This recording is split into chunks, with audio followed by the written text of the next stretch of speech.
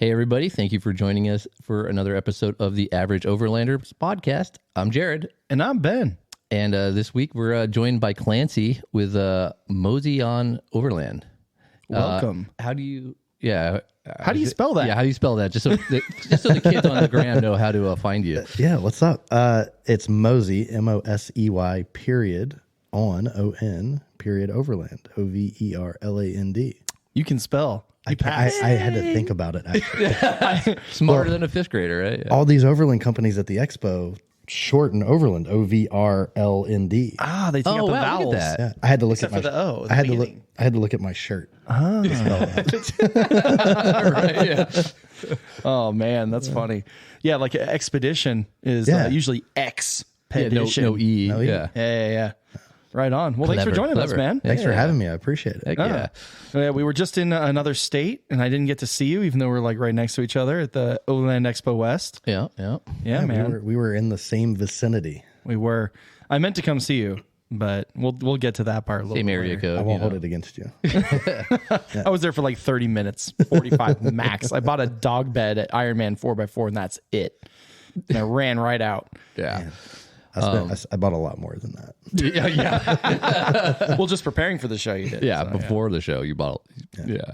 Well, we're going to dive into the expo. Yeah. But first, we want to do something.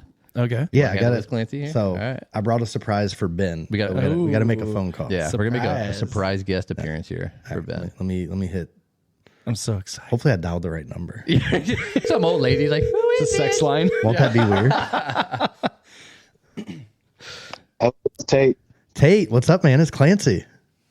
Clancy. You actually What's happening? you remember me, right? He's like, who the hell is this guy? time. So this is Tate. I won't tell you where Tate's from yet and how we know him, but the story of meeting Tate, I had to meet him 3 times. Before he remembered my name. Which Oh, you was weren't wearing a name tag? No, but He's exaggerating. Yeah, of course, right. so Tate, I want to introduce you to the guys of Average Overlanders podcast. You have Jared How you doing, Tate? And you have Ben. and Jared? Ben, Yeah. and What's up, Ben? I went to Expo with a task in mind. Okay. And it was something that Ben asked for on one of the recent podcasts. Yep. You asked for a sponsorship. Oh, yeah. Do you know who it's from? Now, I'm sure it has to do with the Little Smokies camp out. Maybe? Maybe it might have to could do go with with that. the Cinco de Mayo. Oh, yeah.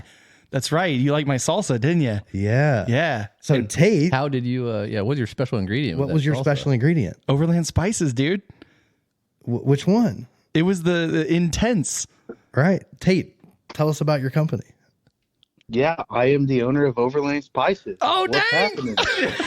Hell yeah. Oh, that's awesome. Nice to meet you. Nice to meet you.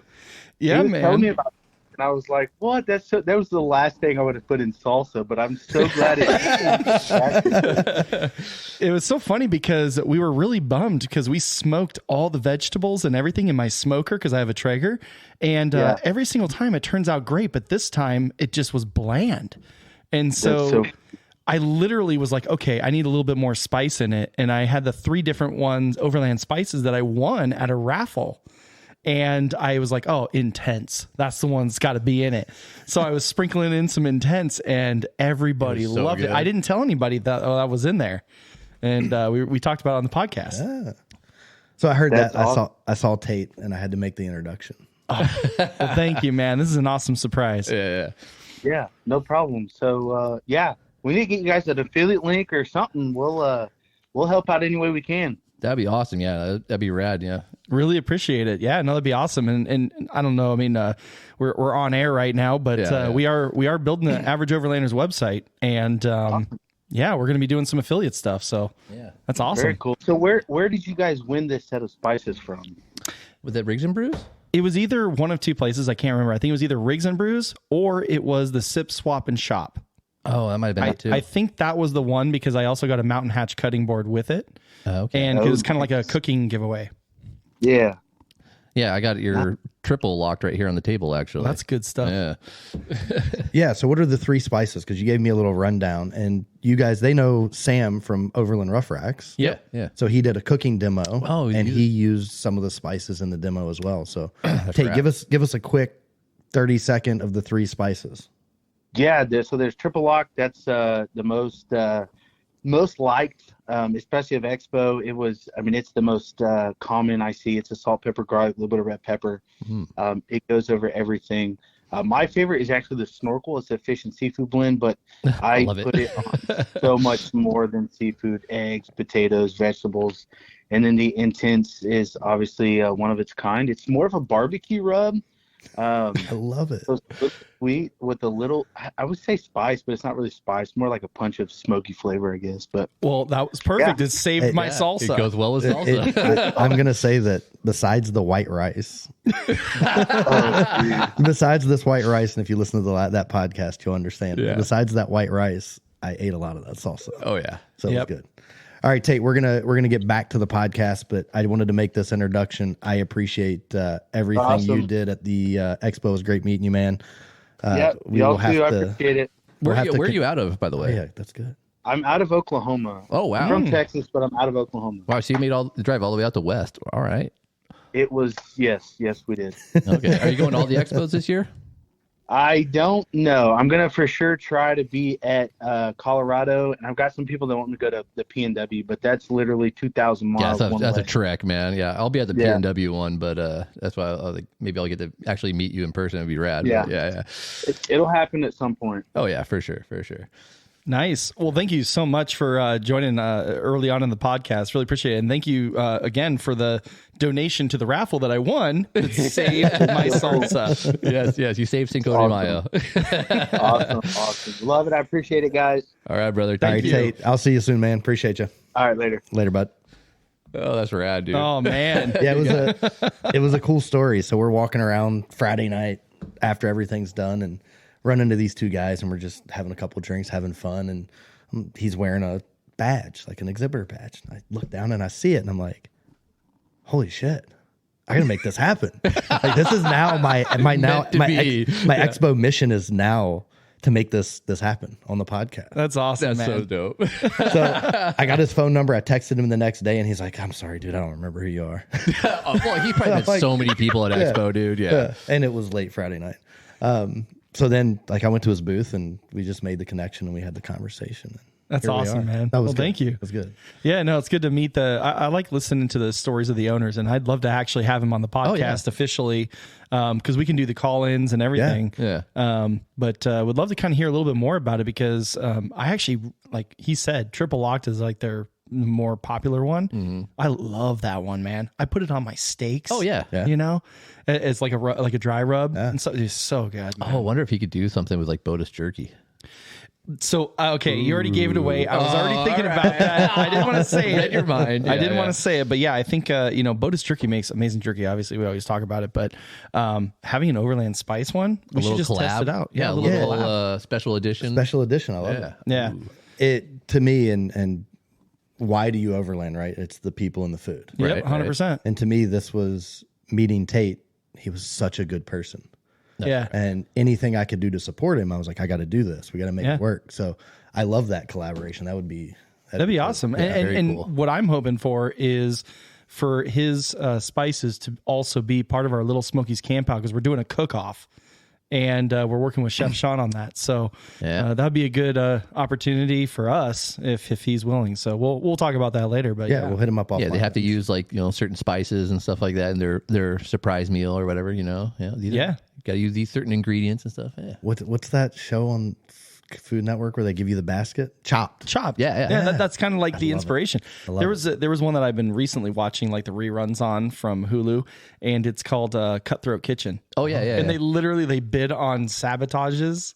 Yeah. It's hilarious. Fuck up the opponent, and like they can't do shit for a minute. It's crazy because like usually like on Chopped or any of those things, like if you make it to the end, you can win like $10,000 or whatever. Yeah. Well, this one you start out with $25,000 each, and there's 4 of them, And then what happens is they have to use their own money. So they're more willing to either spend it or not based off of what the sabotage is. They think they're going to win or not. Yeah, I'd be making like top ramen and shit. No, I'm good enough that I'm not to save money. Look, I cook good enough. I'm not spending my own money. I'm going to win the $25K. I don't need to sabotage you. There was only one person, I think, in the whole history of the show that actually walked away with their full amount, because everybody usually walks away with like $5,000, $4,000, $3,000 because they're just like buying sabotage just because they want the win. Yeah. So no, I would spend every penny that I had to sabotage people, and I would still lose. I'm still gonna lose. I'm spending it. Yeah, no, but I mean, Chef Sean, I mentioned he's helping us out with a lot of the rules, because obviously we don't want to kind of make it bad. Like, oh, you have to use this one thing that will totally like ruin everything. Yeah. So he's figuring out like what are the ingredients that we want to kind of like be as a special like ingredients get that the we end goal provide. that would actually be decent food. Yeah, because like you could use this in creative ways. Yeah. So yeah, it's like, here, you got to use peanut butter. Like, fuck, what am I gonna put peanut butter on my steaks? And like, or you could make it part of your dessert. You know what I mean? So it's like, you have to be creative. Yeah. So I met a guy at Expo, and I think Overland Bistro was his idea, named Joey. Super cool guy. You hire him, and he comes on your trips with you. Was it Overland? Oh shit! Oh, did I just fuck it up? Overland Eats? No, Overland Chef. Are you talking about Jesse? No, I don't know who he's talking about. Who did the Olaf event? Who catered that whole event, dude? It was like bougie as fuck, dude. Yeah, you're talking about the barbecue guy. Yeah. So that's actually Rory's friend. He owns a barbecue company. It's like Badlands Barbecue. That's not it. No, the one in King of the Hammers, where they had like a full bar, like make it as fucking like. Yeah, I know who you're talking about. Yeah. They were actually a company. Dude, it was such good food. They had like Thai, or I don't remember what they had, but it was fucking bomb. They had like Indian food or something like that. Yeah, it was Indian food, dude. Yeah, they're like like kebabs, and it's like they built their own old school fire pit off of a wagon wheel.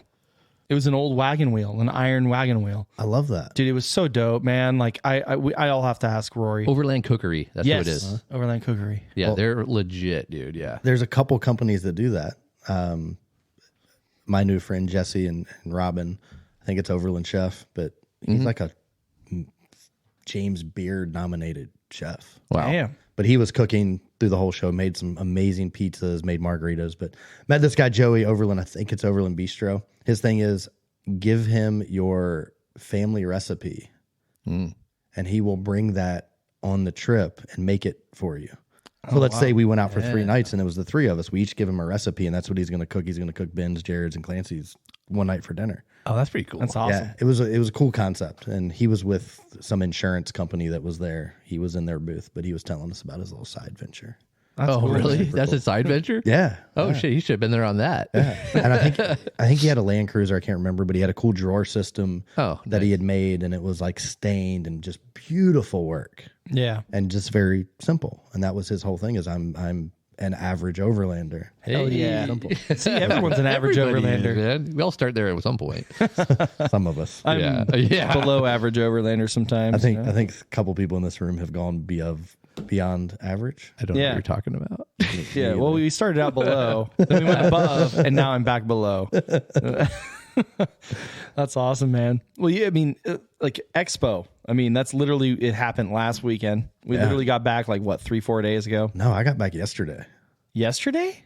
I have a whole journey, 10-day journey in mind. Okay. Expo well, we got to hear about your Expo journey. I mean, I went out there, but as we kind of mentioned at the beginning, but I didn't get to see you because it actually rained on Friday.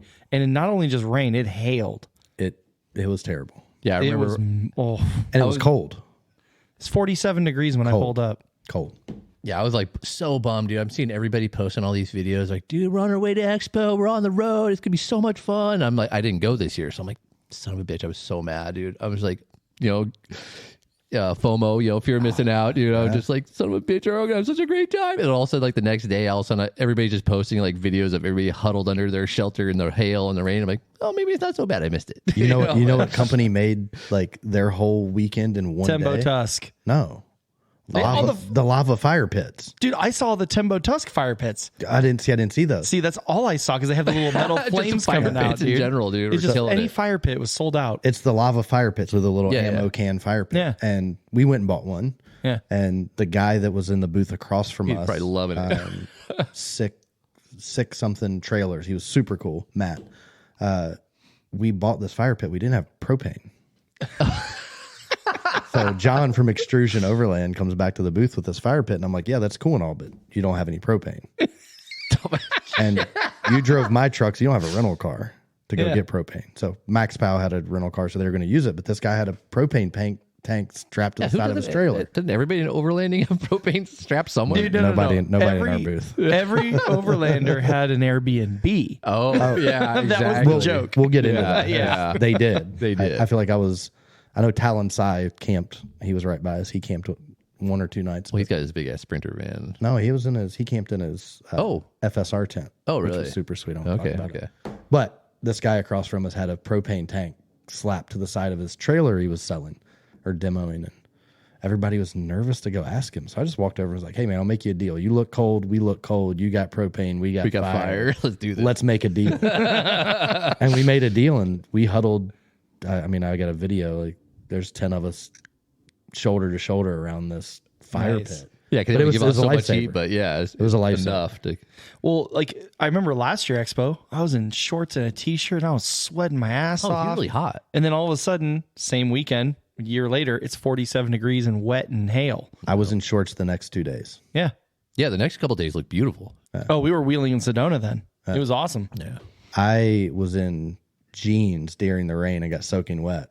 And funny story. So 8 years ago, I'm at a bar in Virginia, in Harrisonburg, Virginia, Jack Brown's. And I meet this guy. He works for Yeti. So it's a square bar. I'm on one side at the corner. He's on the other side at the corner. So we're kind of sitting beside each other, but kind of facing each other. We become instant buddies. Like, we're taking shots. We're hanging out. 8 years later, never talked to him after. I see him walking across the parking lot at Expo. Oh, shut up. Right towards me. So he goes on one side of my truck. I cut him off, and I'm like, I know you. And he goes, Clancy. I was like, Casey. No way. All right. So he's telling me about his company. I'm wearing his shorts right now. Taryn Designs. He started a clothing company with 2 of his buddies. So super cool pants and shorts and shirts. Oh, I saw you post that. Yeah. I'm never wearing any other pants other than these. Dude, I would have worn them all weekend, but I got a Friday night drunken stain on him. Spilled some stuff on me. Hey. But it was cool because he's like, that was a different stain. He ain't that lucky. yeah, well, He was close to the gym. now I'm blushing. But so he's got these pants, and I took water and just rubbed the stain and it disappears. Oh, wow. They're super cool, and they're bug repellent pants. Shut up. So Oh, 70, I definitely fucking need those. 70, and I was talking about how bad the bugs were here in California. So 70 washes, they will stay bug repellent. Wait. How does it do that? It's got some kind of treatment in it. No Yeah, like fucking in- way. Yeah. Yeah, like the spray made into the fabric. Yeah. That's the thing. Like, I know, like the Scotch Guard, people just spray on it, but it's actually Which I have a story about that for Expo too. Okay. Dude, I gotta get a pair of those before summer because we're going to Oregon in summer and it's gonna be fucking bug infested. You need it. Now the shorts don't that's have rad. that, but the shorts are water repellent, Nice. and they're super cool. The buttons, which I'm a fat kid and I love cake. So right now I'm sitting here and yeah, unstaffed. He's got his belly roll. dude, it's a magnet. Oh, nice. It just comes undone, and it's just like Just when perfect. you're driving, Yeah. you're in this nice yeah. little podcast chair. It just unbuttons. It just unbuttons for you and will. Oh, you don't even have to itself. deal with it? Oh, that's the best. I have many ideas and uses for that. It was cool because they had a Sprinter van that they were using as like a try-on room, Yeah. Oh, and they had all the pants Just on hung the up. button hung against the van. Oh, the button, the magnet was just holding it up. But their shirts, the collar stays, are fire starters. What? Yeah. What? Isn't that cool? How? You pull them out and you start your fire. No It's shit. your collar stays. Dude, Super cool. that's awesome. That's freaking rad. So Casey Hyde, it was a buddy of mine 8 years ago. We met randomly at a bar. We met randomly again at Expo. Where do you buy his clothes? How Is it cool just is on his that? website? Parent Designs, website. He's in a couple stores, so I sent it. They're in Chattanooga, Tennessee. Okay. I got a buddy that lives in Chattanooga, so I sent it to him and said, "Hey, go support this guy." And he found a store that they're in, I believe. Yeah, just go to their website. I think, they have a website. I'm going to have to go on there. I Yeah, me too. legit need some. Casey, give me a discount code. Hey, yeah, we'll throw it on. Affiliate code. Yeah, I'm in. It'd be my first ever. Hell yeah. That's awesome. We'll have to put it on the Average Overlanders website. Yes, sure. I love it. They're super quality. The guys were super cool. They have a jacket that if I would have been cold enough for the jacket, it was probably the best jacket. It's like fire resistant. It's all kinds of cool stuff. Nice. They got little burn holes in you. Dude, we got embers. Exactly. My new dog pad, because it's nylon and padded or whatever. An ember flew out of the fire, burned a hole in my new dog bed thing. I was like, God damn it. Yeah, I got one of those, I got some Eddie Bauer fucking puffer jacket thingy for Christmas. It's like $300 jacket. I'm always afraid to wear it. But seriously, out by campfire, little fucking amber hole. I'm like, son of a bitch. I think they have a puffer that's fire resistant. Dude, that'd be dope. Yeah. Look them up. Terran Design. Yeah, definitely gonna have to check them out. Teren. Okay. Super cool. Terran Designs. Cool. Yeah. Okay. We'll have to hit them up because we like to support companies like that, especially in this community. So it's three guys that own it. It's a great idea, though, man. I've never even heard of something like that. And it's quality. I didn't want to change. Well, I didn't want to change for work. I didn't want to take the pants off. As my Instagram it's super comfy. Yeah. It's the button, the magnetic button that comes that's undone. What does it for. Down. Yeah. When you're driving, my belt always cuts into my bat. So I stopped working out. I started overlanding. Yeah. It's all about they make slacks and stuff. I'll just start wearing them to work and shit. Those goddamn Overland Spices, They look man. nice. Yeah. Okay. I can pull them off at work in the office.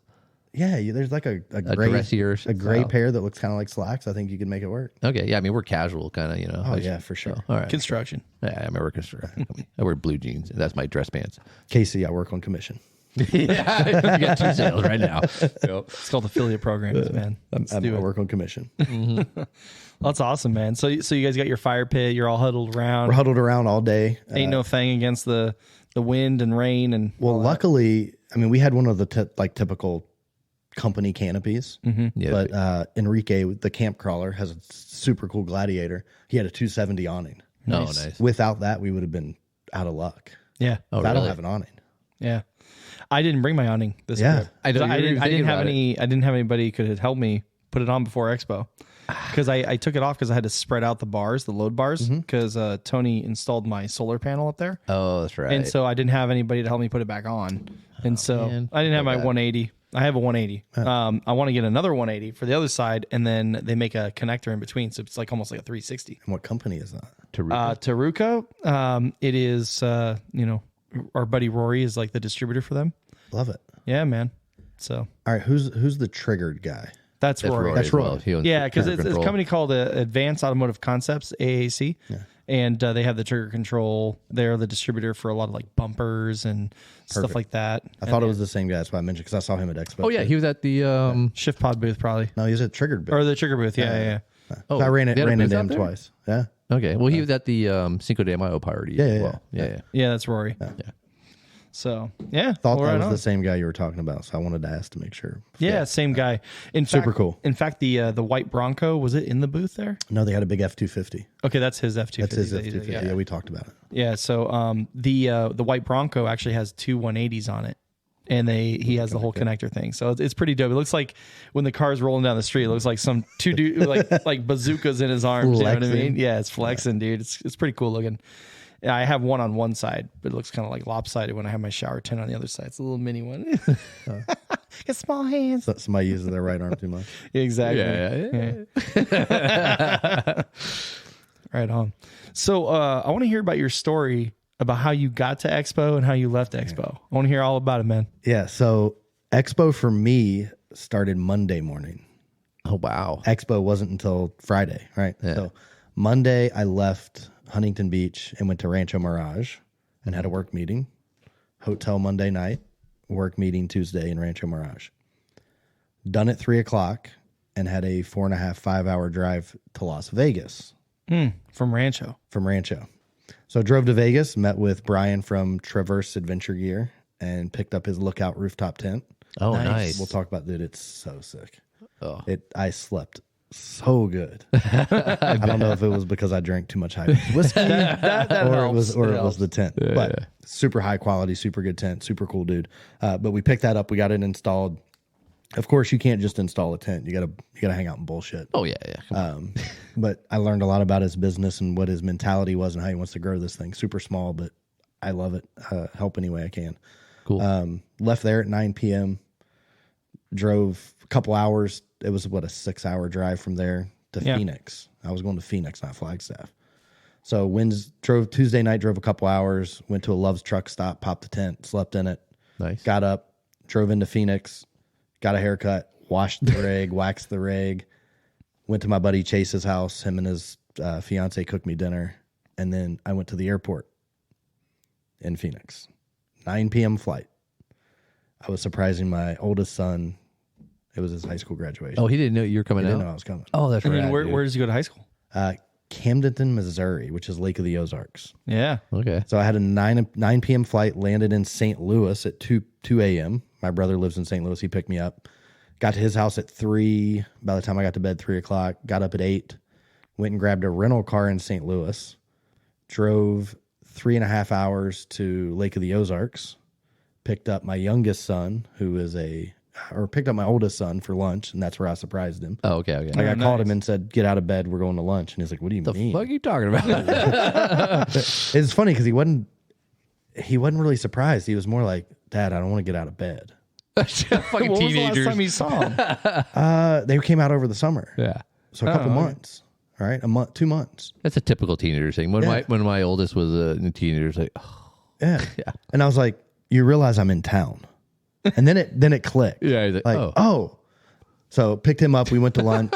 Then we both went and picked my youngest son up from high school. Took my oldest son home. He took me for a ride in his Mustang. Then What kind of Mustang? Yeah, just because they hold on. yeah, we'll talk Mustangs. He's got an 03 GT convertible, Oh, Okay. nice. and he bought it himself. In high school? Yeah, Stud. Automatic or stick? automatic. Okay. Automatic. He knew what he wanted, and we looked all over the country. We almost drove to Kentucky to look at one. And then he saw one at a car show. His mom saw one at a car show, took a picture. His grandpa actually kind of knew the guy. I know the guy's son. So it was just a kind of small world Worked connection. out, yeah. And he went and picked up this car, paid for it himself. He's got a couple businesses that we started together. He's super, super smart, super cool. What kid. color In high is it? school? It's Good white. for him. Oh, yeah. Shit, brother. He started his first one when he was 13. Shut up. Yeah. Started Damn. flipping stuff on eBay. Hell yeah, dude. Now he Nice. builds computers. So he'll get on Facebook Marketplace, buy an old computer, put new parts, upgrade some of it, and then resell Flip it. Yeah. That's super cool. Smart. But he just buffed, clay barred, waxed. Like he takes care of his car. He took the back seat out so that he could take the trunk off, so he could get to this piece of black trim Just to clean it? to paint it. Oh, to paint? Yeah. He's Hell super yeah, cool, dude. super cool. But so took him, grabbed him, took him to lunch, grabbed my youngest son, took him to dinner, and then went to graduation. Started at 7, got done with graduation at 9. And this is Wednesday or Thursday? This is Thursday night now. So I landed at 2 a.m. Thursday morning. Thursday night graduation. I left Lake of the Ozarks Thursday night at 9 p.m. and had a 4-hour drive to Kansas City, Missouri for a 5 a.m. flight. And I'm in a minivan rental. Hell and yeah. I probably shouldn't say this, but my youngest son and I tested the 0 to 60 in this minivan. Hell yeah. 9 seconds. Ooh. Ooh. And the check engine light came on. Oh, shut up. It's a rental. I returned it with the check engine light on. It's not your I've responsibility. done Not some at shady all. shit with fucking some rental cars. So I ain't We used to gonna- have rental car rally. Yeah. Hell yeah, dude. So found another truck stop. And I love sleeping in truck stops. I'm a weird dude. Hey, no, fucking rad. Slept in this truck, Love's truck stop, got up in the morning. It's a $13 shower. I was just saying, have you tried their showers and shit? They're love rad. that. Yeah. I did a whole, They're legit. I did 27 days in my F-250, sleeping in the back seat, traveling across the South. Dude, that's awesome. So Sleeping in Love's truck stops. yeah. Love's sponsor me. Right.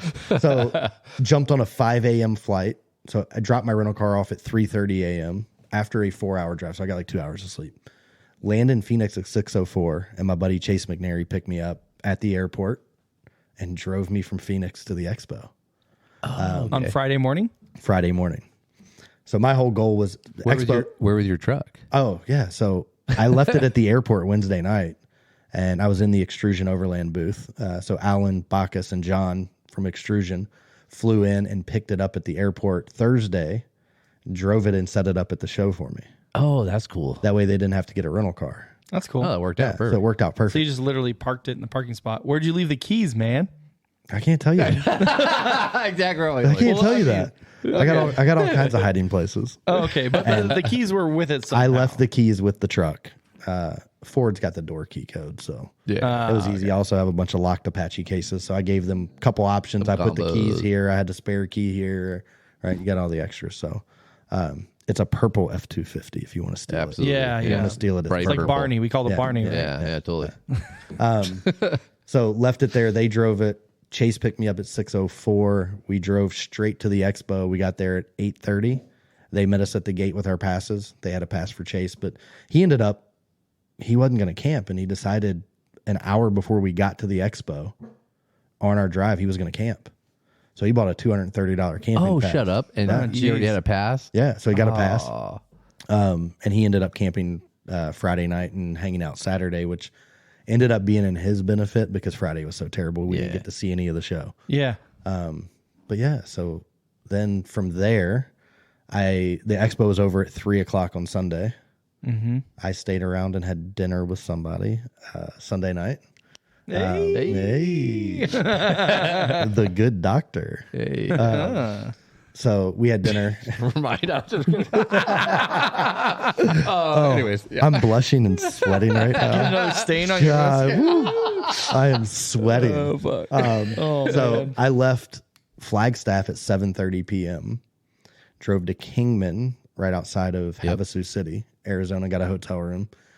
Got up, showered, and drove 5 hours to a work meeting in Fontana, California, Monday. I was just going to say, do you want that on still? Yeah. Yeah, and you're I not don't know even if you in want the that studio. Yeah. Set yours up. I'll cut mine off. Hold on. Oh, no, you're good, man. I just didn't, sorry to interrupt. You had your phone recording. I didn't know if you still wanted to record, though. I forgot all about it. Yeah, that's what I mean. I didn't want to, you have like a 30-minute freaking video going right now. Oh, that's awesome. So, yeah, don't worry about it. I'm not going to use it. So, should I leave the meeting room? Oh, I don't. I'll set it back up. Okay. Go ahead. Yeah. Sorry. So stayed in a hotel Sunday night. Went to work Monday morning in Fontana. Fontucky. Fontana. Isn't that what it is? Fontana. Fontucky. Out here. Yeah, Okay. somewhere. Oh wait, so you came back out here? I drove from Kingman, Arizona, Monday morning to Fontana. Did my work meeting and then got home at like 6 p.m. Oh, this is after Expo. I'm sorry. Monday night. So I got home at 6 p.m. Monday night. Oh, dang. Yeah, dude, that is an action-packed, like 7 days, basically. Yeah. That's awesome, though. Sounds like an adventure. That's rad.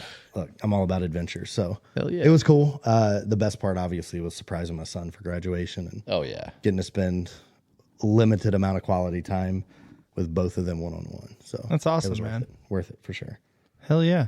And you have 2 kids? Two I have sons? 2 kids. So Okay. Cameron's 16. He's the genius, first in his class on the robotics team. My oldest Oh wow. graduated with honors. He was one of 8 people that got a special award at school for having super high SAT and ACT scores. Yeah, so they're super smart. That's awesome. They get man. it from mom. Yeah, 100%. Definitely I can get it tell. from mom. My daughter's 11, but she's like on like the principals list and all this kind of stuff. I'm like, and she like loves math. Like the good principals. Yeah. I was on a list, but a different list. But Different list I was going with to the say, you were the principal. principal's list. Oh yeah, totally. Every year. But yeah, no, she and like I'm like, she's like, I love math. I'm like, what? She loves reading. I'm like, what? Yeah, my youngest Cameron's like that. He is a math genius. Yeah, it's crazy. Blows my mind. And she'll like ask me, she'll show me, I'm like, Dad, can you help me with this? I'm like, oh God. I panic strikes in. I'm like, let me ask Siri, how do you, yeah. Chat GPT, baby. Chat GPT. Yeah. And soon Google. That's the white paper that I have to go home and finish is all about generative AI. Oh really? Yeah, I have to make my company an expert in all things AI. Oh yeah, 'cause that's the future. It's like the new shit, man. Dude, soon we won't even have to do the podcast. We can just say, hey, Chat GP or whatever, make a Average Overlanders podcast episode for us. Have you guys used that before? No, I'm scared. So I've used it. my brother and I got on there and he asked it to make, and I was posting them for a while and I totally forgot about it. He asked it to make Overland poems, haikus. It's crazy how that does that. And I was posting Overland haikus every day, but they were all from Chat GPT. Oh, really? Yeah. So we should, okay. So, you know that Zachary Delia. Deal. Yeah. Deal. How do you pronounce it? Yeah, it's a big deal. I met him this weekend. Yeah. Seems like a cool guy. Yeah, he was out there.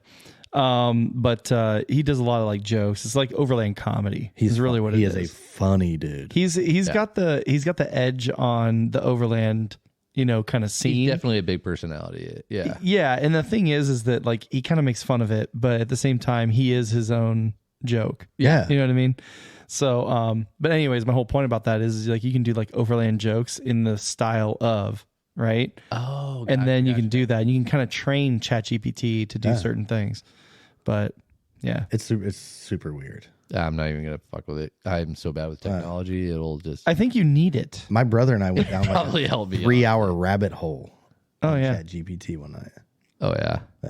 Yeah, well, a lot of kids these days, it ended with Overland haikus. I mean, it was a rabbit hole. Yeah, that sounds like a rabbit hole, dude. Shit. There's kids that are writing papers with ChatGPT, and they're getting caught though because they have other AI that identifies AI. They know. Oh yeah, they know. I've seen people doing that for like work and shit. Like they can just write me this fucking paper or whatever I got to do, and they'll scan the paper. Like teachers can scan the papers, and put it into a program that'll tell you if it was either copied and really what's it called?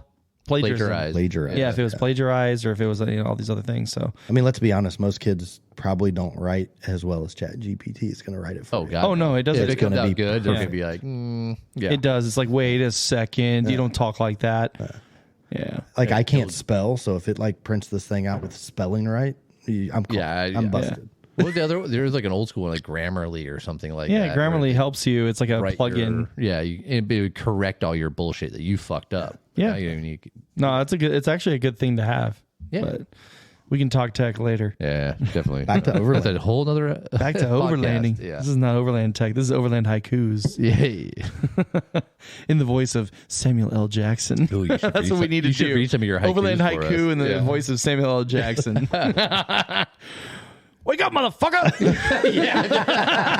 This motherfucker, right? We need to make some pancakes, coffee. I go back. I see him at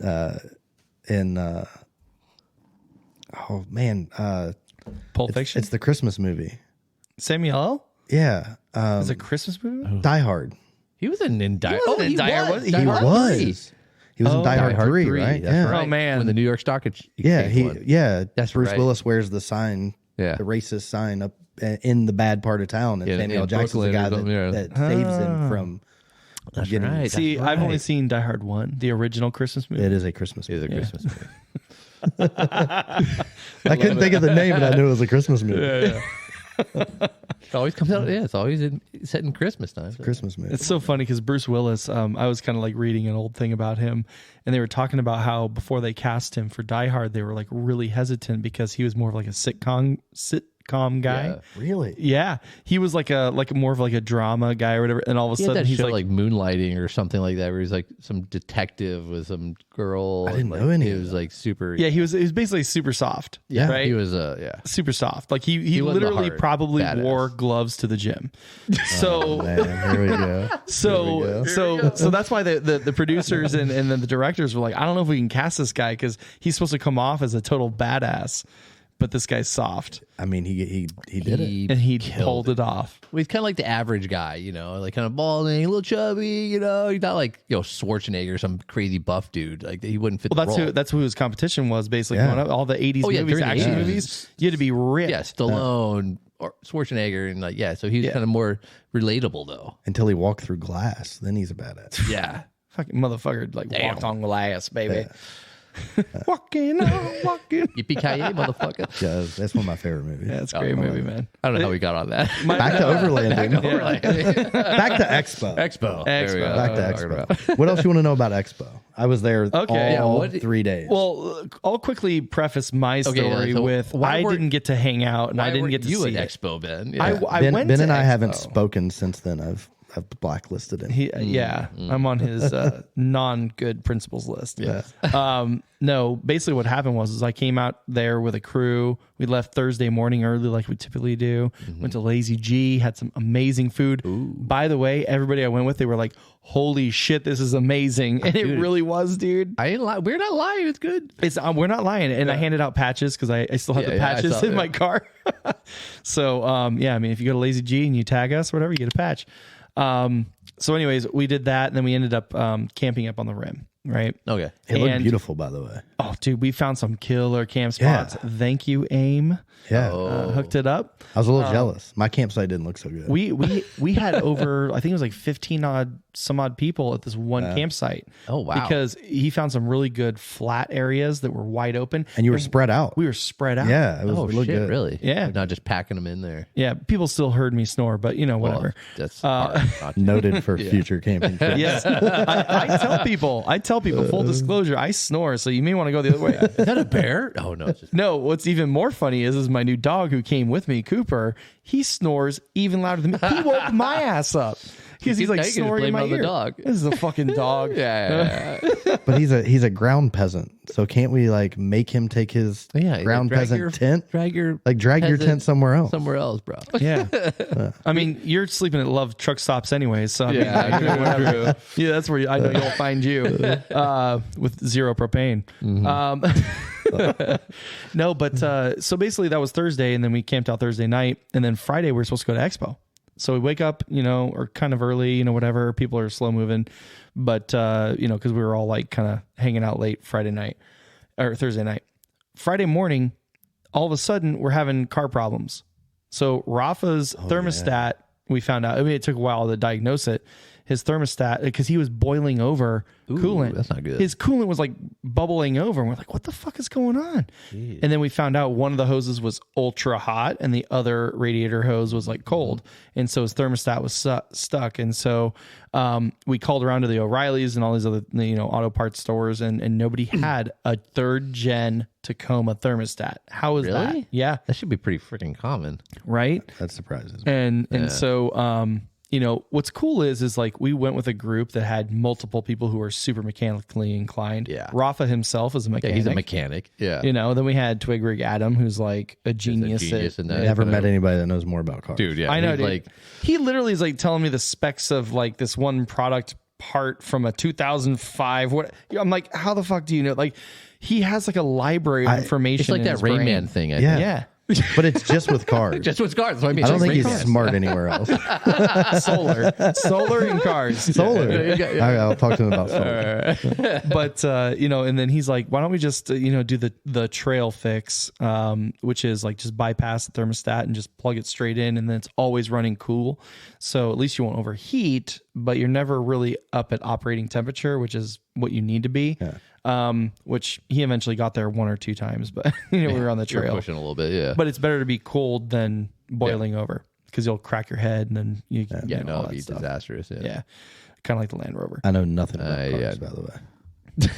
Zero. I mean, you bought two Fords. You're gonna learn real quick. I need to learn now. No, I just saw your post the other day. You're like, I'd never buy a Ford, and then all of a sudden I buy two. But anyways, or one, at least one. But yeah. So basically, we had some car troubles. Then Jason, who brought his third gen 4Runner, because they didn't have the kids from Opt Off Road. They didn't have the kids. So like, because they have a fleet to choose from. Yeah, they have Broncos, they have F-150s, they got they have the third gen 4Runner, they have a Sequoia, and all those other stuff. Yeah, no, they're all built. And so he's like, yeah, they want to take Sandy because they just got their new 3-link setup set on it. When they knew we were hitting trails. Went out there, his fuel pump is busted.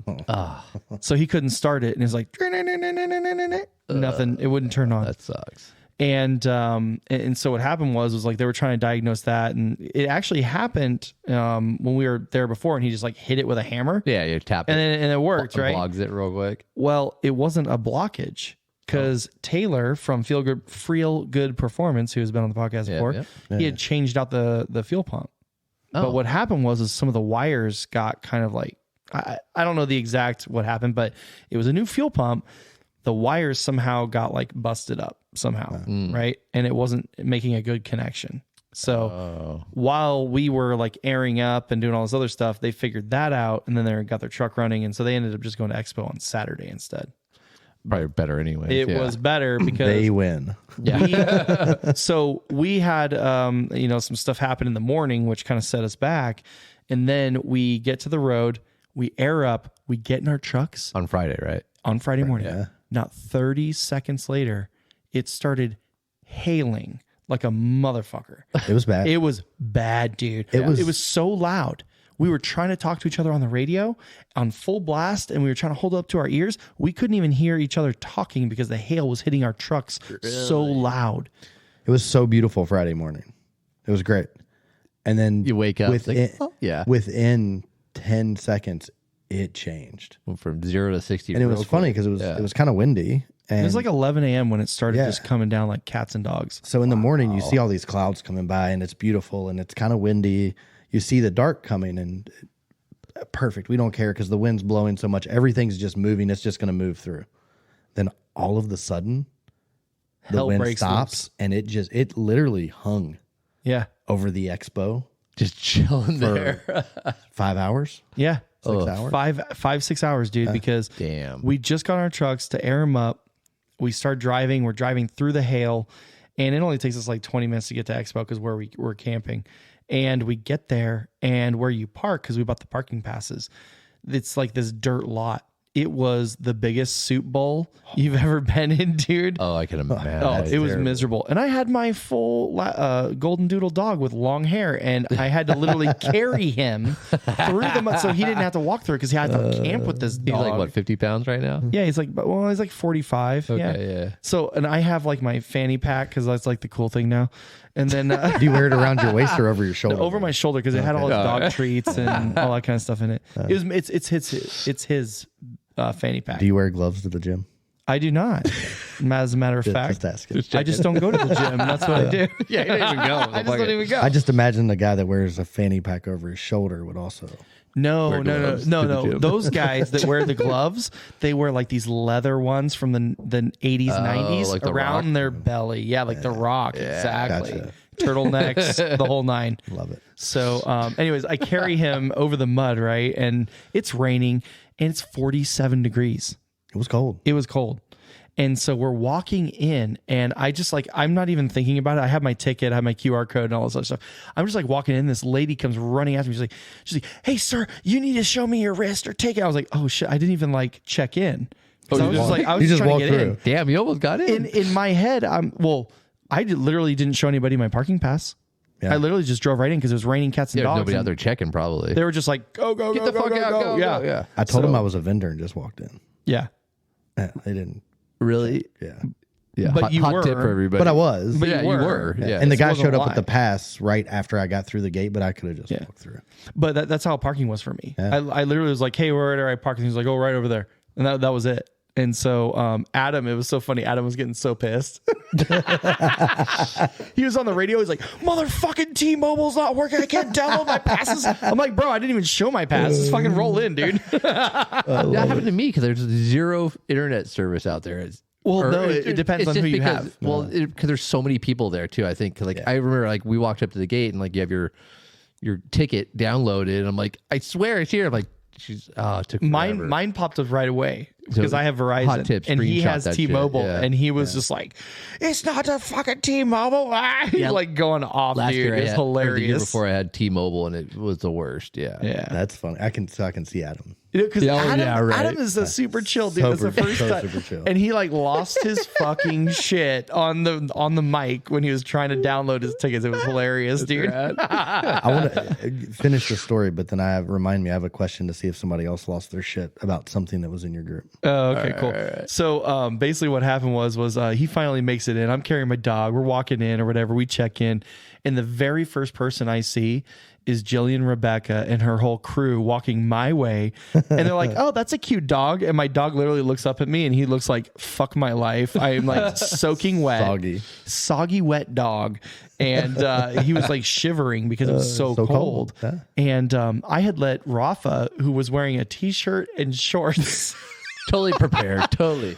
And he had rode with me because he didn't have a ticket. His the parking truck. pass, yeah. No, he didn't have his truck because his right. truck had the issues. We didn't fix it till the next day. Yeah. But he's rolling with me. He's like, do you have a jacket I could borrow? I was like, yeah, I got that 511 shell one that like wicks water and everything. I was like, here, I'll just wear my because I had a long sleeve on because it was like sun protection, and I had another long sleeve, like kind of like a really thin nylon shell jacket, like a rain fly windbreaker or something. It was like a windbreaker rain fly style, and no insulation. And I had sprayed it with camp dry. I was like, shh, before I used it, or whatever. I get out there and it's soaking water in.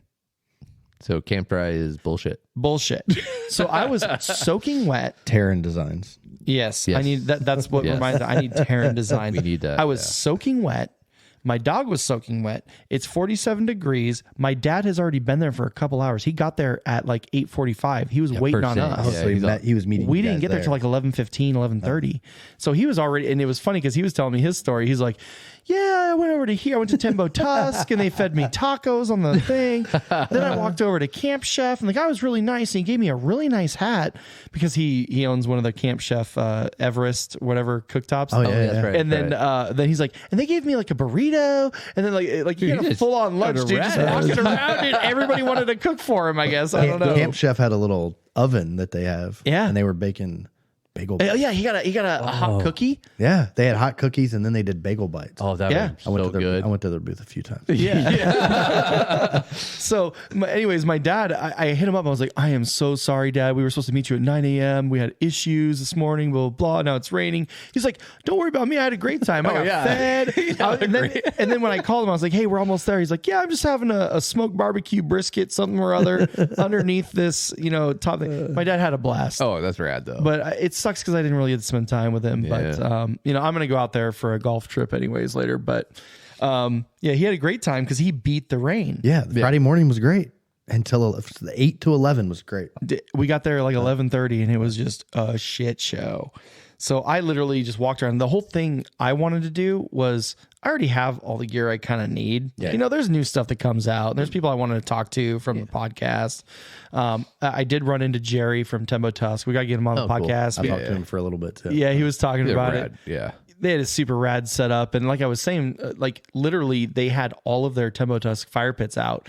Everyone was using them. You saw the lava boxes. I saw the Tembo Tusk ones. I love it. Depends on which way you walk. Yeah, I guess. exactly. Yeah. Probably because they ran out. One or the other ran out and everybody was buying them. So, I was there for 45 minutes and I was just trying to find Overland dog stuff.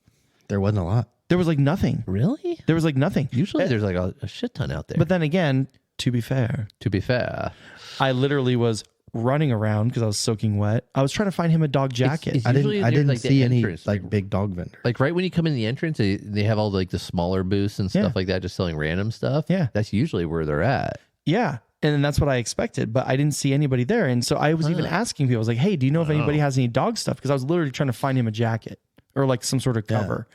And I couldn't find anybody. And somebody said, oh, Iron Man 4x4 has a dog bed.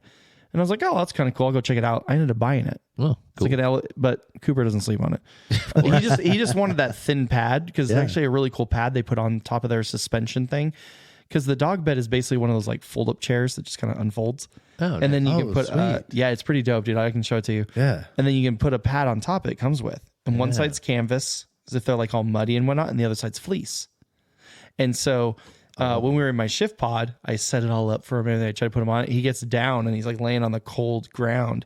So then I pull the fleece pad off and he's like slept on the fleece pad. Yeah, I love it. I always thought about that. They're only like 4 inches off the ground or something. Yeah, it's like 4 or 5 inches off the ground. I thought about getting them for Daisy, but like knowing her, she probably won't sleep on it. I always get the PVC pipe models. Yeah. That lift them off the ground. Yeah. But if this one folds up and is like portable, it's super light. And it comes in a little. It's super compact, super light. It's like a folding chair. I'm sold. Yeah. Buy one tomorrow. Yeah. And they were selling it at the place for like $75. It was a Buy good one deal. next week. Yeah. So Iron Man 4x4, check out their dog bed. It was really awesome. They only had 3 left, and so I was like, I'm buying one. Is Iron Man local to here? I don't know. I think they're out of California. It's possible. Like SoCal somewhere. Okay. Anyway, sorry.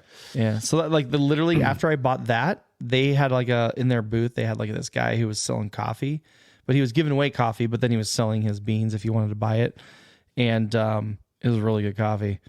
But I forgot to buy a pouch to support him because I was like so busy thinking about my dog who was digging in the mud while I'm trying to buy a dog bed.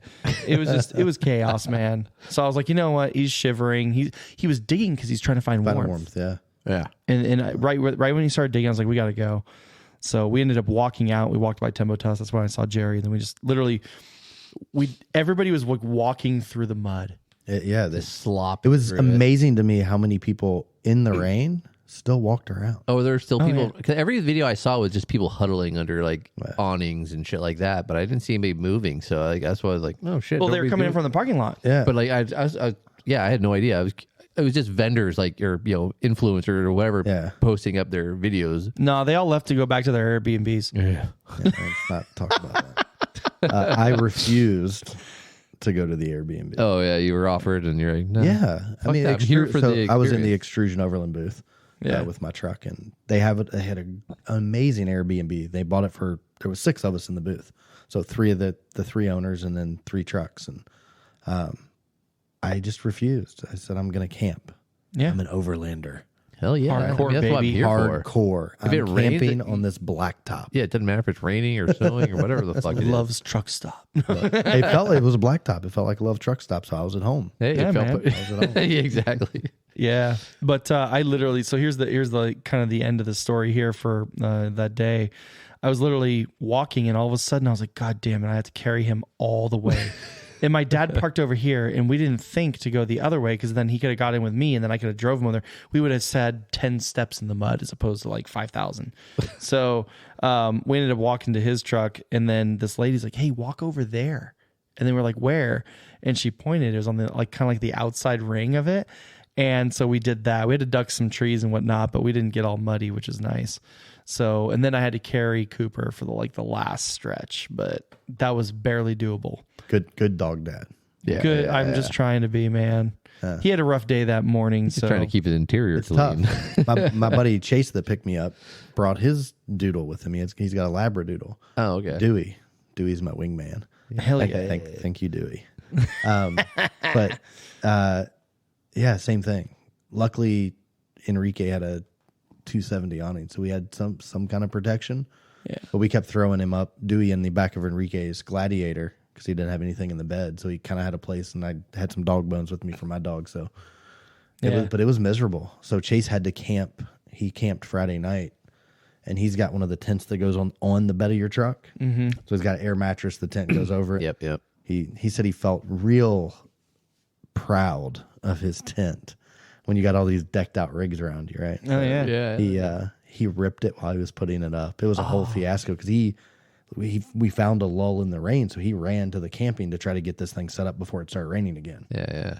And he threw it away the next day. Sent me a picture of it in the trash can. So wait, shut up. It goes over the bed of the truck? It attaches to the cab and to the bed rails, so you sleep in the bed of your truck. Yeah. Yeah. On an air mattress. Yeah. And he's got one of the air mattresses that can't remember what they're forms called. to I know the what you're talking bed about. Yeah, the air beds. Yeah. I have one too. that goes in between the wheel wells, forms around it. So it's super comfortable, I'm sure. Oh, I've slept on it. Yeah, it's great. When you got all these decked out rigs with rooftop tents All and super trailers. bougie and fancy. And he's like, let me blow up my air mattress in the back of my truck after I ripped my tent. So he stuffed it. But same situation. His dog was just cold and miserable. But after it stopped raining, we walked around him. He stayed out 11, 12, 1 o'clock. Yeah. And finally. It was fine afterwards because we went back to camp and I had my heater blasting and everything. And, Cooper warmed up and we literally sat until the rain ended just on idle in my truck with the heater on. And we were having charcuterie board. So I pull up and then Jason and Kristen from Opt-Off Road, they parked right next to me and we had our radios on, like our handheld radios. We were just talking back and forth and we were sharing charcuteries. Pass it through the window. They passed me some White Claw Surges because I've never had one apparently. I've never even heard of those. They're like a double dose. It's like a double the alcohol. It's like 8 or 9%. Do they actually do something? Yeah. Well, the other ones are like Coors Lights, basically. Yeah, that's what I mean. Yeah. But these are like a double dose, and they're called White Claw Surge. So you got white girl wasted? Oh, dude, I got white girl wasted. And so we were drinking and hanging out, and we were like running out to get more food and beer or whatever, and then just kind of hanging out. And then the rain subsided, and Cooper warmed up. He dried off, and it was just a good time. And then that night we had the Friday Fiesta. And that's when more people came in because they were going to go to Expo on Saturday. So they ended up coming to our big old campsite. We had a huge campsite. And dude, it was awesome. We had like probably 15 people, probably like, I don't know, 9-10 rigs. You had more people camp with you than that actually camped at the expo. Probably. Yeah, probably. And, we had Friday Night Fiesta, and I brought 5.5 pounds of carne asada because we're all kind of like potluck style. And other this people guy loves buying way too much carne asada. Yeah. Oh, yeah. No, I brought some home. Too much carne. Yeah, I brought some home. I had some from my meal prep yesterday. Should have brought it over here. Shit. No, I ate it all now. But yeah, so I was cooking up, and I got way too tired, and ended up going to bed at like 8:30. I was trying to. Like, did you actually go to bed, or did you pass out like fall asleep in a chair? Right? No. I brushed my teeth. I brushed my teeth, and I went to bed. Put yourself to bed. And it was right when everybody who had just got there, because Madison Shea showed up and everything, and all these people showed up. And my brothers were there. I say brothers because it's my older brother and my younger brother. And I haven't met some of the people that were coming up, and I was supposed to meet them that night. Lori Cox, which is one of the part of the ladies' night camp out and everything else. So there's a few, and her boyfriend, and there's a few people I haven't met yet. And Madison literally had just gotten there. And I'm sitting over there cooking carne asada, and she's like, I didn't know you had a brother. And I go, I have two. As a matter of fact, yes. And she's like, they're hilarious. It was funny because my older brother, when he gets a little bit too saucy, he started dancing. Oh shit! And Jared's laughing because he knows. I know Matt. Yeah. My brother Matt, it gets a little fun, and so it was basically just a really good time. But I had to call it quits early, and I ended up waking up at 2 a.m. to Rafa and my brother rapping Warren G regulators, and it was crazy. So I woke up, took my dog out for a pee, went back to bed. You didn't want to. Were they the only ones up? They were, and then it was funny because right when I unzipped it, they were like, "Wait, it's really late. We should go to bed." And then literally like 5 seconds later, they went to bed. It was hilarious. I love it. But then I saw the videos the next morning. Oh, they videoed it? Oh no, Madison caught a lot of incriminating video. Madison, don't camp with Madison. That's all I'm hearing. No. She didn't distribute. She only distributed. She didn't even distribute the good one to me, and I won't give it away because it's probably quite embarrassing. But they caught it on video, so Matt's like he's got to burn all the phones now. When you camp with us, you have to put your phone in a basket. Yeah, you got a Faraday case. That's funny. Put it in a Pelican case on top of somebody's car because they don't get used for anything else. Yeah, exactly right. Yeah, basically. But the next morning we were supposed to do all the trails in Sedona, and we did Diamondback Gulch and Broken Arrow and all that. Oh, rad! You actually finally did Diamondback. I was unimpressed. Oh, really? Yeah. Oh, right. I mean, it's got good views, but if you're looking for like obstacles and things like that, don't waste your time. Oh, it's not very technical or challenging? It's not technical. I mean, they had a few spots where it was like, kind of like shelves or something. It was. They call it like some sort. They have Devil's Staircase at Broken Arrow. Yeah. It's like a longer version of the staircase, and it's not as bumpy and rocky. Okay. It's just like a really long hill climb or descent if you're coming depending down which direction. Yeah. And that was literally it, man. Other than that, it sloshed you back and forth. There's so many other rad views in Sedona I could think of. If I'm going to do a bumpy trail that has views, I'm going to Schnebly. Yeah. Because this is the same thing as Schnebly without any great views. And so it wasn't like the up and down rocky bounces. It was the side to side. Those are the worst. Yeah. And my dog puked in the back. So we had to pull over on the trail. I had to clean up all that puke. And he puked in not his new bed, his like sort of mattress bed, the memory foam one. He puked in that thing. So he didn't have a bed anymore. So good thing I bought the Iron Man 4x4 one. Hey. I love it. Yeah, man. But other than that, man, we just did the normal Broken Arrow and stuff. And then we went back to camp and we just kind of hung out. Everybody was so tired. Everybody have a good time. Enjoy Broken Arrow, of course. I mean, it's always awesome. Lori and her boyfriend, and then I guess Opt Off Road, they all went to Expo on Saturday. They're like, it was beautiful. And I was like, okay, so thanks. Beautiful. Yeah, I was kind of jealous. Yeah, everybody I was just from watching everybody else, like everybody posting videos from Saturday. It's like, oh, it's so rad. It's like beautiful. Everybody come back out, please. Saturday was so busy. Yeah, well, that's what it was shoulder to shoulder. Oh wow! In some places, yeah, you get into the A, B, and C rows of tents, and where those booths are, and it was just shoulder to shoulder, hard to get to a vendor in some places. Then they had a couple, like they had one of the inside buildings. Yeah. And they were like, we were busy Friday. And I was like, yeah, because it was raining. Yeah, you're the only place covered up. You're the only place inside. Yeah. So that night, Saturday night, after a beautiful day of trail rides, we got got to camp pretty late. Everybody was so tired that nobody cooked. We had to stop up for gas, and there was a Subway in the gas station. Oh, yeah. And they closed at 9, and we got there like 8:40. And so like 10 people ordered sandwiches, and this guy was like, "Oh my God, I hate all of you." He's like ready to close, got everything put away. It's the worst. And so I didn't even buy a sandwich because I was like, I still have 3 sandwiches because I always overbuy food. Oh yeah, same. And I'm like, and on top of it, we're not cooking. I was like, oh my God. So I was like, you know what? I'm going to eat tonight. I'm going to make a sandwich. I have 3 sandwiches. Ended up not even eating a sandwich. Rafa's like, he bought a foot long. He's like, do you want the other half? I was like, fuck it. Yeah. So I had half his Subway, but the next day we drove home. We drove home, and let me back up. We saw deer going through our camp at night. Oh, that's cool. Chef Sean spotted him with his flashlight and everything. And where were you at camping? I can't give it away exactly, but Sedona. It was north of Schnebly, below Fort Tuttle. Okay. And it wasn't Munns Park. Because a lot of people went to Munns Park. Yeah. We didn't go to Munns Park. So anyways, it was, we saw some deer at camp. It was a really nice campsite, courtesy of Madison Shea. So shout out. Oh, okay.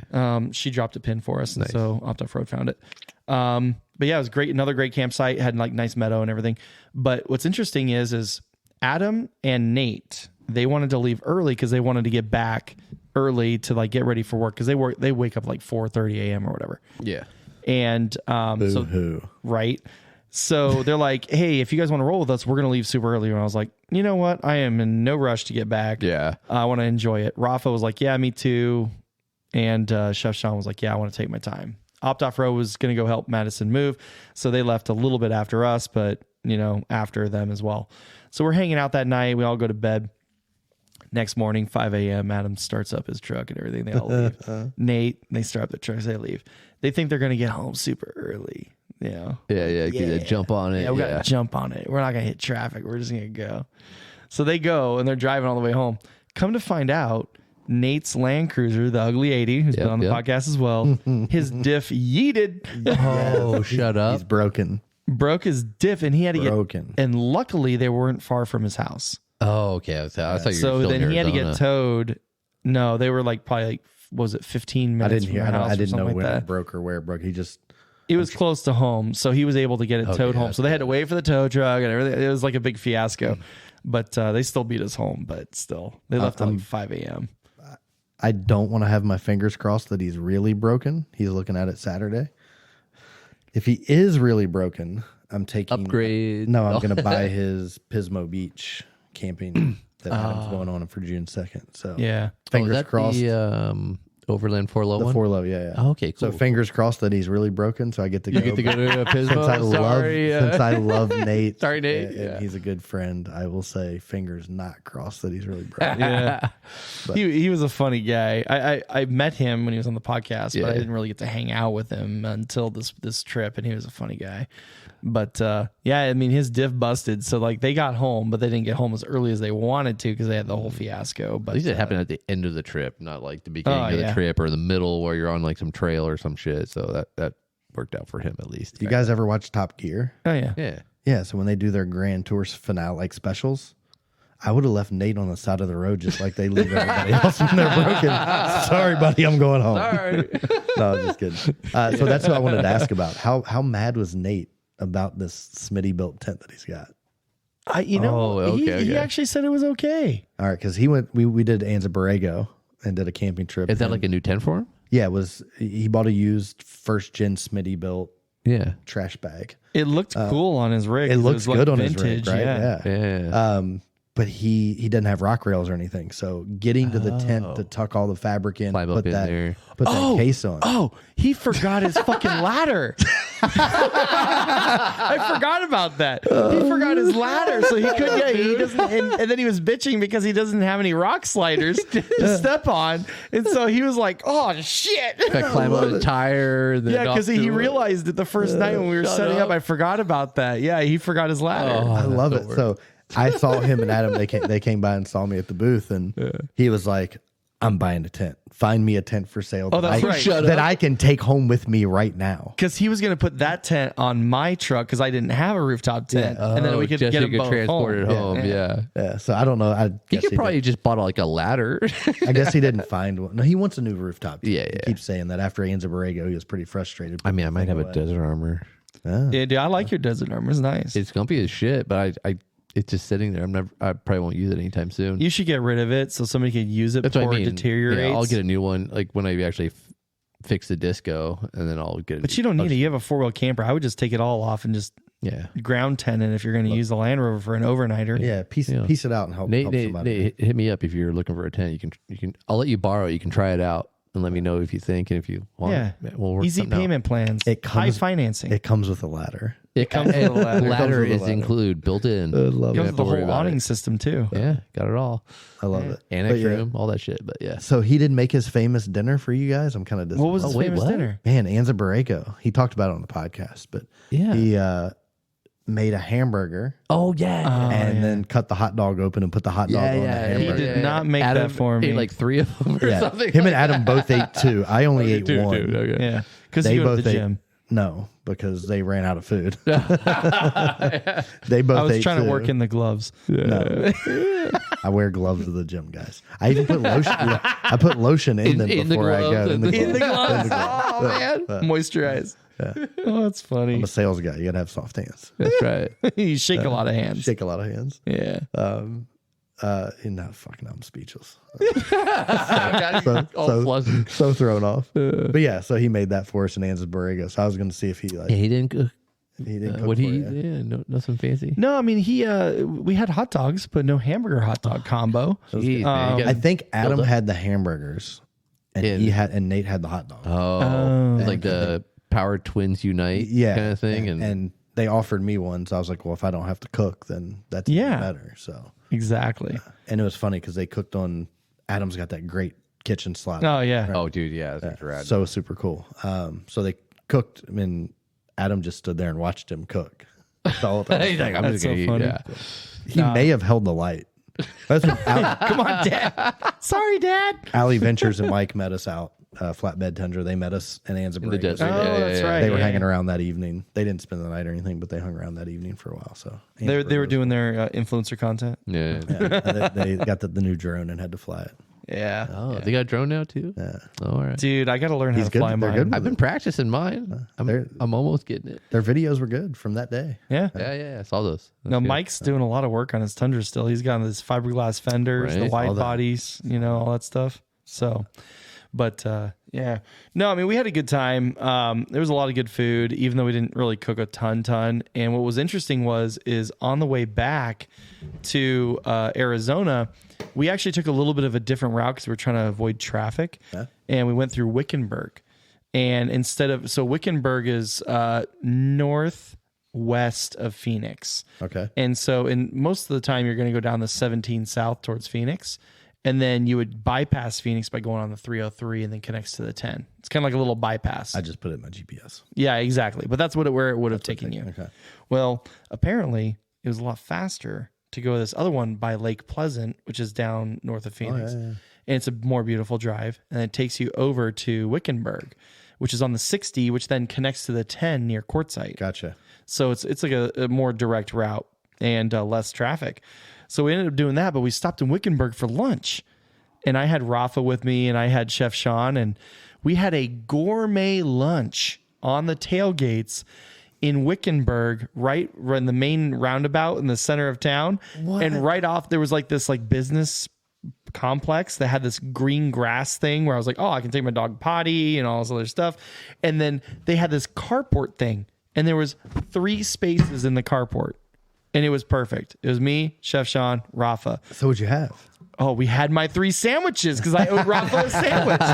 So I had this turkey pastrami, and we had all these leftover like cheeses. Sean brought like 6 different cheeses. Ooh. And then we had leftover like onions from the taco night. Like we made this weird gourmet sandwich lineup on these hoagie roll things. Pretty bomb, like spur of the moment kind of. Yeah, those are the best, right? It was one of the best sandwiches I've ever had. And I had a brand new bag of the kettle chips that were sea salt and everything. So we were just munching on those and putting them in the sandwich, get some crunch out of it. I took a bunch of food to cook. I did carne asada and steak and sandwiches and stuff, and they had all these food trucks. It was just too easy. Yeah. Mm-hmm. I bought the iCamper Disco. Yeah. Oh, really? It's super cool. So I bought that one night. I got them to throw in a Trasharoo bag. Oh, nice. Oh, I need one of those. It's huge. Super cool. No, never heard that. That's a first. That's a first. But I made Saturday night. I cooked carne asada. Oh, nice. And at the truck. On the disc. How many pounds? Did 1.5 pounds. Ooh, I did carne asada, street taco style, pickled red onion. Ooh. Chipotle aioli and feta cheese. Ooh, bougie. Yeah, some fancy shit. That sounds like some Airbnb shit. Yeah. I like to cook. Hell yeah. Nah, it sounds good. I like to eat. It was Perfect. It was good. My tacos that night with the 5.5 pounds I cooked, I literally had tortilla and meat. Super fancy. I had like 3 different salsas. We had guac that was spicy guac. We had all these other things. Like I was like way too lazy. I was like, I don't want to walk all the way over there. I'm gonna eat my little taco in my hand, which is just meat and tortilla. Need substance. That's all I need. But it was really good. It was cool because this is the first time I built the whole drawer system, kitchen, fridge slide out in the back of the truck, and this is the first time I really got to use it. So wait, hold on. Like, I mean, so we kind of danced around it, but like, what's your build out here? Oh yeah. Well, let's start with the back with the kitchen. Let's start with that. Because like you've got this thing fucking set up. It's getting there. There's a lot of changes coming already. Yeah. So I got an F250. It's a 2022 F250 with the 7.3 liter Godzilla gas engine. Mm-hmm. It's a gasser? It's gas. Wow. Yeah.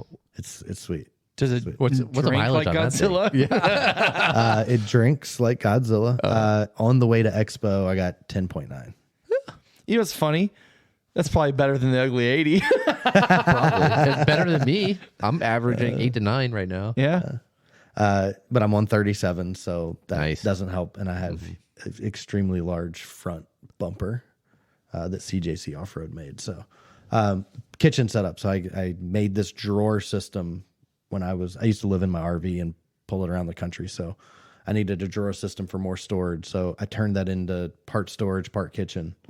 So it's got the stove, cutting board, everything that pulls out of the drawer, like most of them do. And then a fridge slide. And I bought this fridge off this weird guy at Probably got totally ripped off. Yeah, in a parking lot. Sketchy. Loves. No. Long hair, bearded guy. Yeah, fucking sketchy dude. So funny story about the fridge is exactly. I got them both set up for refrigerator. And I had one with really? beer. It's dual zone, yeah. Dual zone, yeah. So it's a set power 75 quart, 80 quart, TC 75. So I had them both set the fridge. I had one set up with like beer and Trulies and a bunch of Bud Light. Yeah. And for them gloved for the gym hands. Gloved gym hands. Bunch of Bud Light. No. So I had the beer set up and then the other side had all my food in, and I left it for the Xtrusion guys, and when they were putting their bags in the back of the truck, they went over the fridge and the controls are on the top. They reset it. So they turned the freezer side down and froze. Adam got me addicted to these strawberry and cream Dr. Peppers.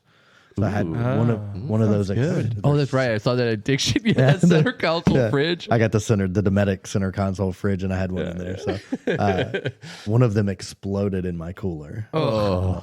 But then all the beer and everything's frozen, so I had to turn it up high enough to try to unfreeze that stuff. But not ruin it. But not ruin it. So I drank everybody else's beer most of the weekend because mine was frozen. But my refrigerator smells great. It smells like strawberries and cream. Hey, perfect. Right? Strawberries and cream. So no, I did that. I bought the iCamper disco, so I set that up and had the kitchen pulled out. So I had like the cutting board and like kind of prep station. First time I really got to put it all together and use it, and it was pretty cool. Test it out, yeah. You've been building the shit out of that thing for like the last 6 months that I've. No, dude, the last 6 weeks. Yeah. Well, I mean, March 14th it was stock. Yeah. Was it that March? He came to my little fake meetup. It feels like was so much stock. longer ago, but Oh yeah, March 14th is when the first part came in. wow. And that was my It went from up top Overland roof rack came in first. that was wow. You built that thing up quick. Yeah, so I'll go through the build list real quick. So 22 F250, it's an XLT because I didn't want any of the leather seats and fancy stuff. I'm just going to mess it up, All right. throwing dirt and sand and whatever in it. So up top Overland roof rack. Okay. I got diode dynamic lights. So I got 3-inch pods, front bumper, ditch lights, 1-inch pods, front bumper, 2-inch chase lights. You got their Bluetooth lights, right? Yeah, they're the Bluetooth version. Yeah, the Bluetooth. Yeah. Bluetooth. Sorry, I just remembered. Yeah. I mean, you got to make sure you check the fluid in those things. Somebody told me there was a spark plug in it. I don't know. Oh, okay. They're not wired, so I told everybody at Expo they were Bluetooth. They were Bluetooth. Some guy wanted to me. People probably believed you. Though. I know. bet, dude. I'm a sales guy, so I made it as Sold real it. as I could. The only Where the person, fuck do I get these Bluetooth lights They're from, going up to bro? him like, I want to order these. like, where's the wire to this light? And I was like, it's Bluetooth. You haven't seen those yet? Like, get with the Overland. This is So rad. if you don't have roto packs and Bluetooth lights, you're not an Overland. Oh, you're are slipping, you? bro. So CJC Off Road out of Long Beach. I can't say good enough things about them. They did a lot of work for me. So they have custom front bumpers for the F250, so front and rear bumper.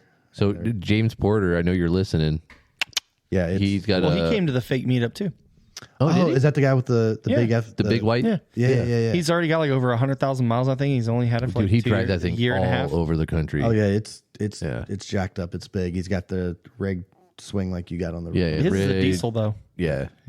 Rhino wheels. Yeah, he's got all this shit. Yeah, like we had that. a good conversation. He's super cool. Yeah, cool guy. So CJC did that. They also threw on some 305 methods, 18 inches. I did Falcon tires, 37 1250s. Nice. Then I did the Carly. I went all out.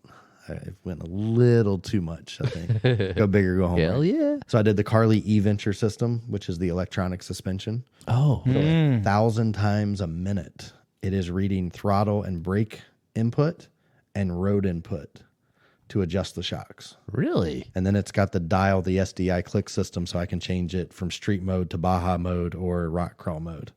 Oh shit. Super cool setup. So Does it feel good? It's nice. Pretty smooth. It's smooth.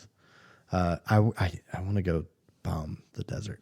Really Let's do it. badly. Really, it's hot. Yeah, not right now. It's hot. I'm down, but Day nobody. run. I'm down. Let's go. Nobody else will go. I know Adam won't go because he doesn't like to sweat.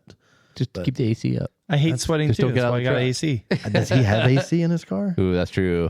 He was bragging about his dual zone. Yeah, he does. He's Dude, like, yeah, dude, I can he's like got. separate it out and like have the cool in the back. It's got its own compressor in it. Oh, his Sequoia is pretty comfy. Dude, he's got that thing dialed out. He it's- put a lot. it's He put comfy. some upgrades into it too lately. So yeah. So I got that, and then the most important part, Xtrusion Overland. So we built a bed rack. It's extruded aluminum, super modular. Oh, They got all kinds of slides. I have access gates, which allow my side panels, my molly panels, to lift up. ooh, so you Nice. can get into the bed. I can access the bed. Oh, that's rad. Because usually Kind of like they're my just- alu cab. Yeah. like a lot of people with those molly panels on the bed racks, but they're just like firmly. Yeah, you can't do they're shit. static. Yeah. So you got to try to reach around them, reach through them, whatever you crawl can do. up and go crawl dig it. into the bed of your truck. That's a rad idea. So I have don't think access I've ever gates seen that that lift before. up. So if you have static ones and you don't have the access gates, they have slides. So Enrique, the camp crawler, he's got a white Gladiator suit on 40s. My truck didn't look big as I thought it was going to. But he's got like what's the Home Depot rigid? Yeah, Yeah, rigid. He's got the rigid boxes on a slide, so he can slide those out and then pop them off. Oh, and get them right to access you. that Yeah. way. That's cool. So you have access to both sides of your molly panels. Oh, nice. Josh the Dark Yoda was also in a booth with us. He's got on the top of the bed rack. So under underside his tent, under his tent, he's got a slide out where he's got an axe on it. Oh, okay. Or you can put your traction boards, whatever it is. Whatever, Now you have outside, inside, and under. See, that's what I used to hate about having, like, I had like the bed rack in the Tundra for a while, and like every time I needed something, like, oh, it's always in the back. So I gotta climb up in there and crawl on my knees to get in there and find shit. But if you could have everything pull out or have like, gull wings where they pop open, and that's rad. It is so much. Anything you can think of, right? John, one of the owners of Xtrusion, he's got the access gate that opens up, and then a slide out under it that holds this Pro Eagle. Oh, right. I could have used that, dude. That's right. Because I had to bust out my Pro Eagle when they were trying to do the fuel pump thing. They thought they were gonna have to drop the tank, so they're like, "Oh, Pro Eagle would help out." And you had to crawl in the back. I had to crawl in the back. I had to rip out all my shit and then get to it. Yeah. So Xtrusion's got a super modular system. If you can think of it, they can build it. Yeah. Right? So Alan, one of the owners, it's Alan Bacchus and Jonas, who was in the booth with us. So thanks, guys. Appreciate you having me in the booth. It was so much fun. These guys are wild. It was great. We're sitting there, and they came up with these tent risers so that you can lift your tent up off the bed rack if you want to. So, like, my tent doesn't match my roof rack. It's a little lower. Yeah. So we just measured it, and Alan today sent me 2.5-inch tent risers. Nice. Really? So that I can raise my tent up a little bit. Oh, that's pretty cool. Right? So See a little more room. Yeah. So they're thinking of all kinds of things. Like, we're also taking what they call their prep kit, and it's going to allow me to, instead of having the access gate fold up, the prep kit puts a bar across the bottom right next to the bed rail. Then I can mount that access gate to that upside down, and it'll flip down and make a flat surface. Nice. So then we'll get some OBS plastic, whatever, like a mountain hatch is made out of, and put that on the inside of that molly panel. It'll flip down, and then I'll have, my truck's kind of big, so chin height bar. Nice. So yeah, it's super modular, man. Super. Yeah. Speaking of mountain hatch, I actually ran into Fred over at his booth, and they were talking about how they moved into Texas because they moved from Lake Elsinore, California, They're to just Texas. down the street from us. Yeah. Yeah, and they're childhood friends, and they moved together to Texas with my wife's best friend and her husband. That's crazy. And so it's a small world, because it was kind of funny because over Christmas, Joey and Sarah were out here, and we took a picture and sent it to Fred at Mountain Hatch. Nice. And then when I was at Expo walking around with my wet dog and everything, we took a picture together and we sent it to Joey. Nice. Yeah, I'm just like all around the world, but he just was talking about how they got new CNC machines and everything. I mean, maybe they should partner up and do some stuff, because they can make a lot of cool things out of that plastic, you know? Yeah, Xtrusion's got some things in the works. If they want to do anything with a four-wheel camper, I could use some help. Shit. I'm trying to figure out how to mount shit to the outside of that thing. Yeah, man. If you have a conversation with Alan, he's one of those engineer mindset. Yeah, that's what I need. People. Have a conversation with him, and if you can think of it, he can. I've got plenty of ideas. I just don't have the capability of making it happen. They just moved into a new warehouse there in Wichita, Kansas. Kansas. Okay. So super. It's gonna be a long drive for them to mock some shit up for me, but I might make it happen. We can make it happen. Yeah. They're super accommodating. That's the coolest part. That's rad. So I took Alan over to the truck and was like, "Hey man, I'm thinking about this. I'm thinking about that. What if we did this?" And he, let me in on some of the inside stuff that they're already working on. And how can we incorporate that to the F-250? And they make stuff for like Tacomas, Rangers, everybody. You name it, they can fit it, right? Yeah, so All right. even if you have a like a retrax or a bed cover, they make brackets that you can use this Xtrusion Overland bed rack over top of your bed cover. Because wasn't Taco Trooper, Rafa was looking for something like that, right? He's got his setup dialed now. He figured it out, but I remember that was the thing he was having, because he has the tonneau cover style. Yeah, tonneau cover deal. But yeah, he switched it to a soft top, remember? Oh, that's right. He went soft top. And then he got a bed rack that goes around the soft top, but it's like super low profile, so it looks really good. Xtrusion Overland makes one that goes over your soft topper too. See, awesome. If you think of it, they can come up with it. Nice. They made one for they were the first to market for the Rivian. Oh, So it was them and I got a story about that. Sam Overland Rough Racks. And then there was another company. There was 3 companies that kind of came first for the Rivian, but Xtrusion did that. They made a cool rack for a Rivian. Nice. man, I'm super impressed with these guys. That's rad. That's cool. The things they're coming up Solid with company, yeah. to expand what they're doing, and not only for the Overland community, but you think about construction workers and the things that a construction worker needs and how they have their toolboxes. It's super smart to go after. Like I came from a construction background, and like we were always like we would literally have to like make shit like all the lumber or all the bed racks for construction or for lumber primarily, or ladders. Ladder racks or lumber racks. I'm a pipe fitter, so we had certain needs where like, oh man, I wish we had this on here for this, and like, so we'd always like just make our own shit. They got some cool, super cool stuff coming. That's smart. If you can go after the construction industry and like get into that too, I won't spill the beans for them. Yeah, let them announce that. Keep an eye out. Xtrusion Overland. They're super very cool. I mean, the best thing for me is I had never met these guys, so I went a different route than most people. I ordered a rack and called them up and said, hey, I saw some stuff in some of your YouTube videos. I'd like to incorporate that on my truck. And it was kind of prototype stuff that they had put on their trucks at some of the expos. So we came up with a way to make it work. So it's all kind of custom, and I paid full price for this rack. I'm not sponsored, right? Right. So in that conversation, this is how I got into the booth at Overland Expo. So in that conversation, I was just like, hey, John, like I'm building an F-250. It's stock. I'm not going to send you a picture of it right now, but here's my plan, and here's, what I'm putting on it. And he's like, yeah, let's throw it in the booth. And I was, shit, ask and you shall receive kind of thing, right? Yeah. So that's how I ended up in the booth. But I show up, never had met any of these guys in person. They've already borrowed your truck. They'd already borrowed my truck. They're driving. They'd already frozen all my alcohol. They apologized 1,000 times. All good. Right? So you meet people and you feel like family immediately. Oh yeah, and they are just the nicest people I've ever met.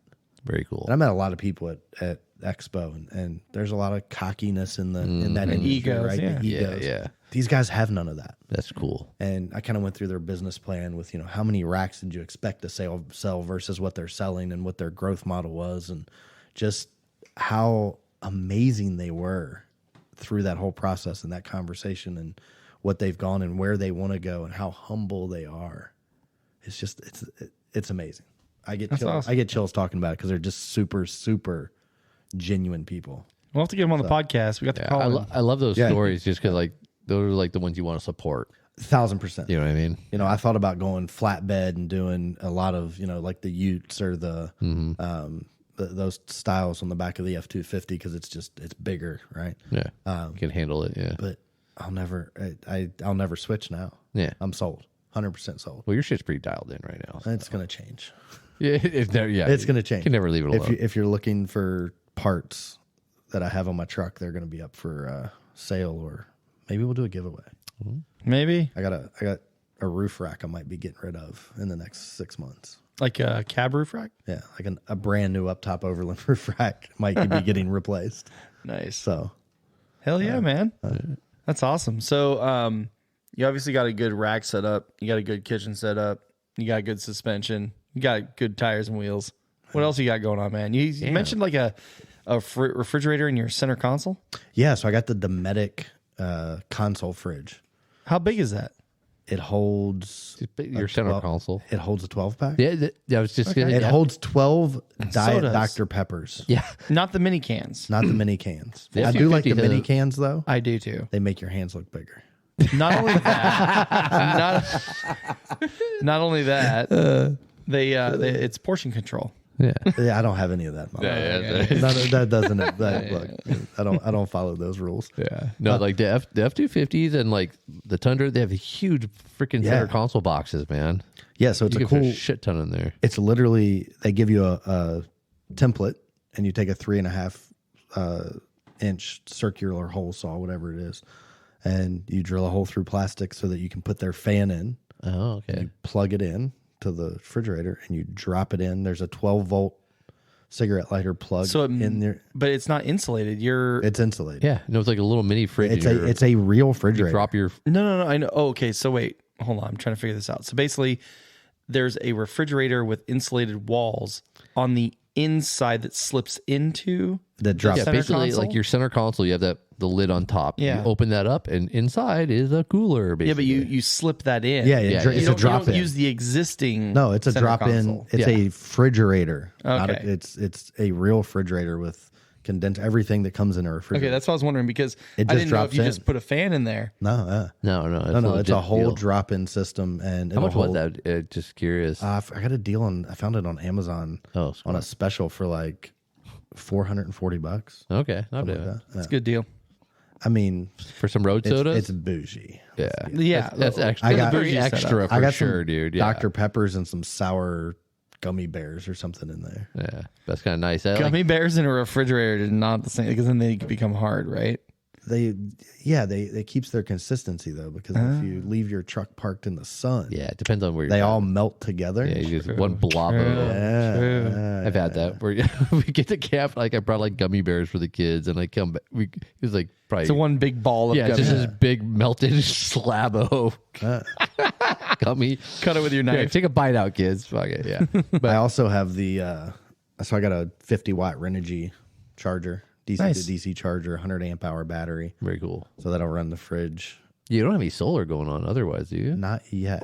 That's what you need. So that's next. So I was gonna put in for that solar panel at Riggs and Bruce, but Yeah, apparently that was a high market item. It was, and it was a Sunflare one, right? Yeah. Sunflare hit us up, so we might have Yeah. another giveaway soon. Yeah, they want to donate something for a giveaway. So, Yeah. but I got Sunflare on my truck. I love it.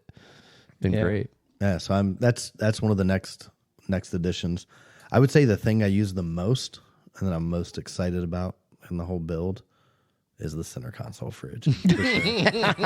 I use it every day. Yeah. Oh, I mean, it's not my daily driver anymore. I would love that because like a lot of times we'll be out camping and like we'll be driving on a trail or whatever we're going for a while and it's like hot out and we're drinking waters, Yeah. or whatever, and like okay, I want a cold water, but then I got to go back into the truck. We got to stop, get it out, go into the unlock Yeah, this the way you bag. just reach in. Yeah, I can open it up and got freshies right there. We were in Anza-Borrego. It was Twig Rig, Adam, and Ugly 80 Nate. The three of us went down to Anza-Borrego for the weekend, and we're driving down, and I jump on the radio because I'm just a dick and I like to rub shit in. And, anybody like, guys, I'm getting thirsty. Like, yeah, we can stop in a couple minutes. I was like, no need. Let me just open up my center console fridge and crack a soda, holding the radio on, right? Yeah, Cracking the soda, and I was like, I'm good. If you guys want to stop though, I'll just keep going. I guess I can pull over for you. Yeah, but- I guess I can stop. Right. Oh man, No, it's you're a fun. nice guy. Oh yeah, super sweet. I'd share my cold sodas though. That's good. What about your frozen alcohol? No. I shared that a lot. Some I shared, frozen Trulies. Yeah. I shared a lot of alcohol this weekend. Nice. Expo is fun. So at the end, they do a happy hour. So it's 6 p.m. Sunday? No, 6 Every p.m. night. every night. They do a happy hour. Yeah, there's like after parties all over the place afterwards. Man, Diamondback booth did a lot of. There was a lot of guys.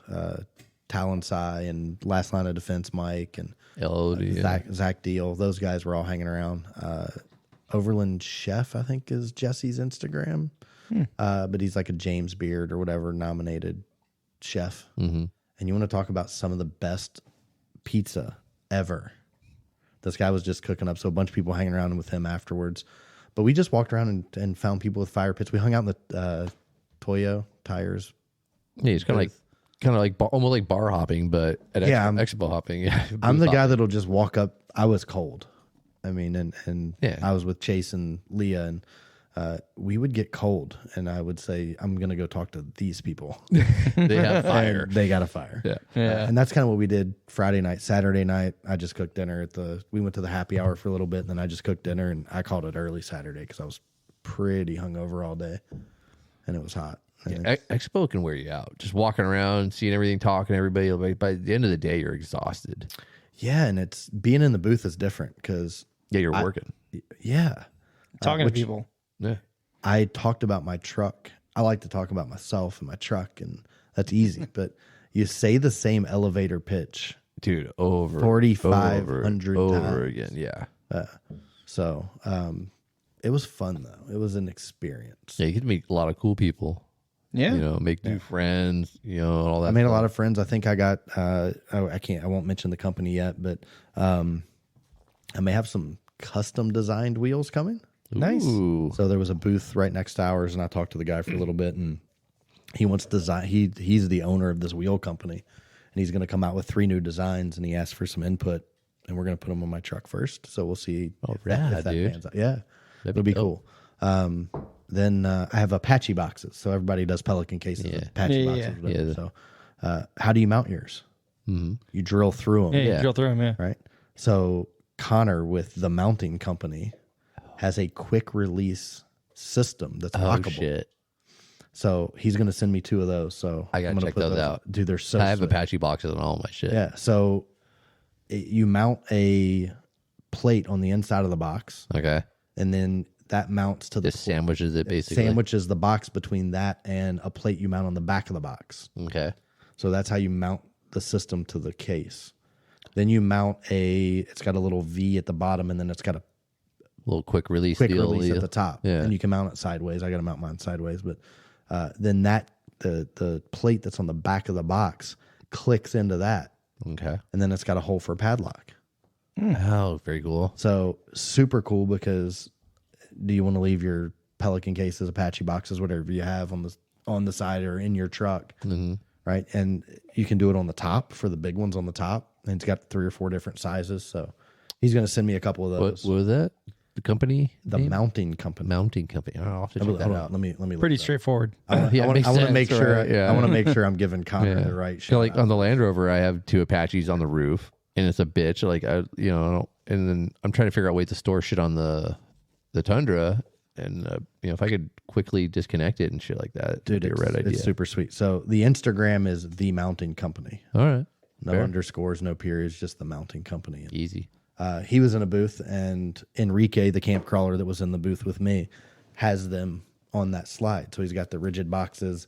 You slide it out. He can just pull this little knob up, and the box comes off, and then he's got his air down kit, whatever it is. Yeah, recovery gear, whatever you need, just easy access. And then that's one thing I hate, because I have them on my cases on top of the Land Rover, and I got to climb up on the rock slider, and then I'm fumbling around up there because it's pretty high, But if I could just unclick it, when I'm trying to get whatever gear I need out of there, I could just unclick and pull that thing off, put it on the ground, and find what I need. Or 1,000%. if I got to recover somebody else, I can just take it over there. Yeah.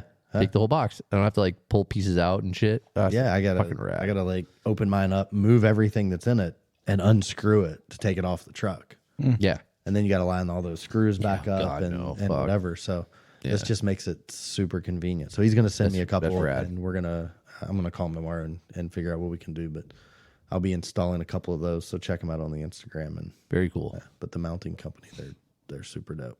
Nice. Hell yeah.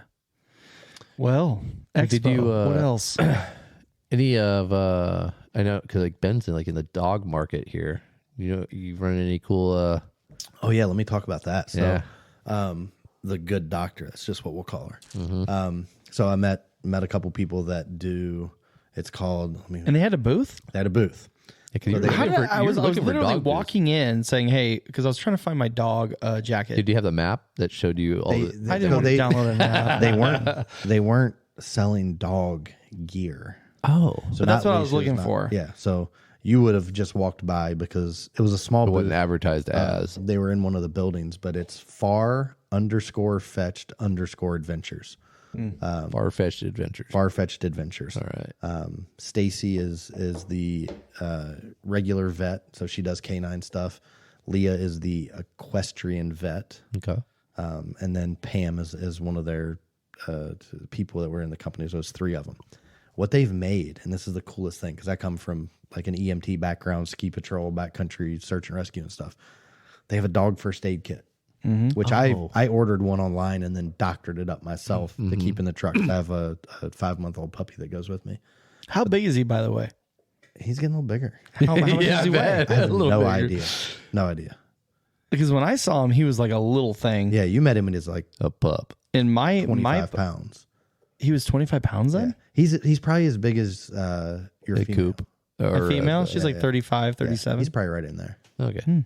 Maybe a little bigger. I don't know, man. I see him every day, so it's hard to judge. Yeah. Dude, I know. I just saw a video of my dogs when I first got them, and they were like so tiny. They couldn't even reach the couch. Now they're bigger than the couch. Yeah, they grow so fast. Yeah. I think your dogs are bigger than mine right now. Oh, okay. But they're probably the same age. Mine was born November 21st. I think mine were December. Yeah, November 21st, really? The day after my birthday. That's my oldest daughter's birthday and my mom's birthday. Oh, awesome. How rad. Callie and Cooper, because I got the litter mates, and they were both born on 21st of November. Yeah, November 21st. That's rad. So Far-Fetched Adventures, they make these canine first aid kits. Mm-hmm. Everybody's got a first aid kit, right? Which is rad to have one specifically for canines. And there was canines. a bazillion dogs at Expo, by the way. They so sold many out. people have I can imagine. So many people have dogs. But let's talk about the best part of this company is All right. everybody's got a first aid kit. How many people know how to use it? Nobody. Nobody. Yeah. You just got throw it in all your the truck, stuff, right? Yeah. You guys gave away a first aid kit. Yeah, rescue, And yeah. Nate won it, right? The Yeah, ugly Nate. Yeah. Yeah. That's right. Guarantee, Nate, I love you, but I guarantee you don't know how to use half the stuff that's in it. Right? What do you do with the tourniquet besides put it on and tighten it? There's a lot of things that go with it. Yeah. So, what they've come up with is an online course Oh, really? that teaches you how to use everything that's in the first aid kit. That's cool. It is, because we all travel with our dogs, and if something happens, we're that far away from civilization, a vet, Yeah. or anybody that knows. And plus, as the dog owner, you're probably going to panic, Oh, of course. right? So if you've taken this course, it's going to help, right? Yeah. You're not only going to know what to do, but it's going to help your mentality and panicking and whatnot. So they were doing hour-long courses throughout the expo. And they were At Expo? at Expo. So they were getting 30, 40, 50 people trying to stand around this small watch the booth that they course. had to watch this course. Oh, wow. But they sell an online course. They sell the first aid kit. They're coming out with an equestrian version as well, which is kind of their next to market. But super, That'd be cool. Probably my favorite product. We have horses, So- so yeah. Yeah. Probably So my where do favorite. I buy their product. kit? How Yeah, much well, is it? What does it look What's like? what's the name of it again? It's Far-Fetched Adventures. They Okay. have a website. So go to Yeah, their... because Cooper cut his nose. You could use a little dog. Yeah, so that's actually why we were a little bit late. He got bit on his nose, and it was like a puncture wound. And so immediately, thank God Jason was with us, because he actually used to work at a vet. Oh, really? And so I busted open my kit. Yeah. It was made by I think Maverick or something like that. Well, you open it up and it had one of those syringes that flushes it out. So with a puncture wound, you actually have to flush it out, because it's going to heal from the inside out, is what he said. And so we flushed it out. We got some good water in there, and it was cleaning it out, squeezed out all the blood that was in there. Yeah. So it would clean it out. Then I took the alcohol wipe, and we were pushing on it, because normally you would want liquid alcohol to kind of penetrate in there. Yeah. I only had alcohol wipes. So anyways, that was better than nothing. Yeah. Wiped it all off or whatever. And then we Clean the packed it surface. with the antibacterial ointment. And then it scabbed over. And he actually got groomed today. And the scab came off in his bath or whatever. And it's just it All healed. healed up. It's still a scar Yeah, you got a looking little- thing, but it'll heal more. But Yeah. we got lucky, because you don't want it to get infected. Yeah. Yeah, I don't know what all is in their first aid kit. I know they got some good stuff. They got a SAM splint. If you're not from the first aid world, it's a rigid splint that you can shape. Hurt their leg or something. Yeah, so that you can shape. But it's got a bunch of good stuff in it. Very cool. And then they have the course that goes with it. I don't know how much it is, but far_fetched_adventures on Instagram. All right. They have a link to their website on their Instagram page. But And there's so many people that have these animals out there. That's what I mean. yeah, and they don't know what to do. Yeah, everybody so many people take their animals, even cats. I think people with cats out. Overland Hold on, there was a Yeah. guy at Expo that had his cat in one of those clear backpacks, but he was carrying it on his chest. Oh, I think I That's saw around that, next dude. Comic-Con. Yeah. Dude, it was, and he had half of it unzipped, so half the cat's hanging out, and he's petting it. It was, yeah. I'm not a cat person. Yeah, Me either. There's a YouTube or a Instagram page I follow, Henry the Colorado dog. Yeah. But I mean, Henry just recently passed away not too long ago. man. But it was him and this cat, Baloo, and they went everywhere backpacking. And the cat rode on the dog. Yeah. It was I've amazing. actually, when I lived in Colorado, I met those. Oh, folks. did you They're really? Super cool. Oh yeah. my God, they we seem crossed so them on awesome. a hike. Yeah. Yeah, they have a new pup they got, Pan. But I mean, he's a cool dog, but it's just Yeah. It was they were That was a pretty, tough one. Pretty Colorado famous. yeah, they're We huge. ended up luckily crossed them on a path. I didn't know who they were at the time. That's how I found Oh, really? out, followed their Instagram for a while. Yeah. Yeah, My dog has his own Instagram. yeah. Theirs is Just theirs one- is just one of your ridiculous. dogs? Yeah, I kind of favor one over the other. No, I mean Callie's great, but it's King Koopa. It's King Koopa Dude. King Koopa Dude. DOOD? Yeah, dude. Right. Yeah, dude. Sure. You had some spelling trouble last podcast, so that might have been me. Yeah, we were trying to spell the guy. Trailhawk dude. Well, I said it was plural, and it was actually dudes. No, it was dudes. It was plural, but I said dude. Yeah. He even messed it up, though. Yeah, exactly, because we fucked him up. And we were laughing about it. That's right. He's like, wait, what's my Instagram? I love it. That was good. Yeah, man. Well, that's cool, man. I was looking around for very fast for canine stuff, but I just made an observation that there was so many, even in the rain, there were so many dogs. So many dogs. Yeah. So I thought that for sure there would be more dog related adventure products, and I was like, this is a niche that I want to get in. Yeah, I wanted to buy something for my dog. Yeah, I thought last year, they did have a booth last year. Somebody had a booth last year. Last year I remember seeing a bunch. Everybody's leashes, leaving collars. out. Yeah. I think somebody was even I remember Zoe, or not last year, the year before, she would come up, my daughter, I just kind of let her loose at Expo. I'm like, all right, go get all the swag you want. Here's the bag. Go pick up the stickers. Yeah, get all the stickers and patches you want. She's a little kid, and all the people want to hand her stuff. Yeah. Dude, I handed out so many Xtrusion stickers. She would come back with shit with price tags on it. I'm like, whoa. You got to take that one back. Yeah, I'm like, where'd you get this from? Did they give this to you? She's like, of course. Yeah. They gave it to me. Well, they didn't say no. Yeah. But, I remember she Daisy still has a rope dog toy that she plays with that she got from Expo. They just giving them away and stuff like that, So I didn't. They're usually very dog friendly. I didn't get to spend as much time walking around and checking stuff out because you're stuck in a booth. I was you're working. That's the good thing. So not a bad thing. Yeah, I was not stuck in the booth, which I expected to be. Kind of there more, but. I was able, the good doctor and I were able to walk around and see a lot of stuff, and we got a lot of time to go do that Experience stuff. it. That's cool. It was one of those go out, come back, go out, come back, go out, come back. Take turns. Check in. Yeah. Just to make sure, because if somebody has questions on your rig, you should be there. Be there to answer those, even if they're not about the extrusion rack itself. If there's questions about your rig, you want to accommodate that. Yeah, of course. So I was just out and back and out and back and out and back, and I had kind of a list of things I wanted to find and maybe purchase. So I focused on those. So I probably missed some stuff. So maybe there was a dog thing, but There's so much. I asked around, and people are like, no, I don't think so. Yeah, I'm pretty keen to see that stuff because I'm a dog lover, so I find those things. I mean, there's a ton of stuff online for dogs and this and that, but it's not as fun though. But it's not as fun. I want to see adventures. I want somebody to curate the adventure related dog stuff. Yeah, it's kind of sure, there's tons of products out there, but who's curating it to bring it in to this audience? Somebody buy it all off Amazon and put it in a booth so I can buy it for twice as much from you. Exactly. Yeah. And people are willing to. Put your logo on the tag. Buy a sticker, put your logo on. All right, Clancy, we're starting an adventure dog company. No, because everything you post on the podcast, somebody steals. I know. So now we have tomorrow. We have one day to come up with this new company. We're going Alibaba tonight. Ordering all the shit. Tomorrow we have to just get the LLC patent. Hey man, I don't work for LegalZoom anymore, so it's not as easy to quickly put that together. Those patents. I'll take the risk. Yeah, but no, I didn't see anything like that. But there was some cool stuff. One of the weirdest things I saw, there was a white plastic necklace that had 2 pins at the bottom to go into a roll of toilet paper. Yep. Oh, did you see that? Yeah, that's actually been there. They had I think in 2018, there's usually a product theme that is very popular, unintentionally popular. Yeah. And I think it was 2018, it was all about the shitters.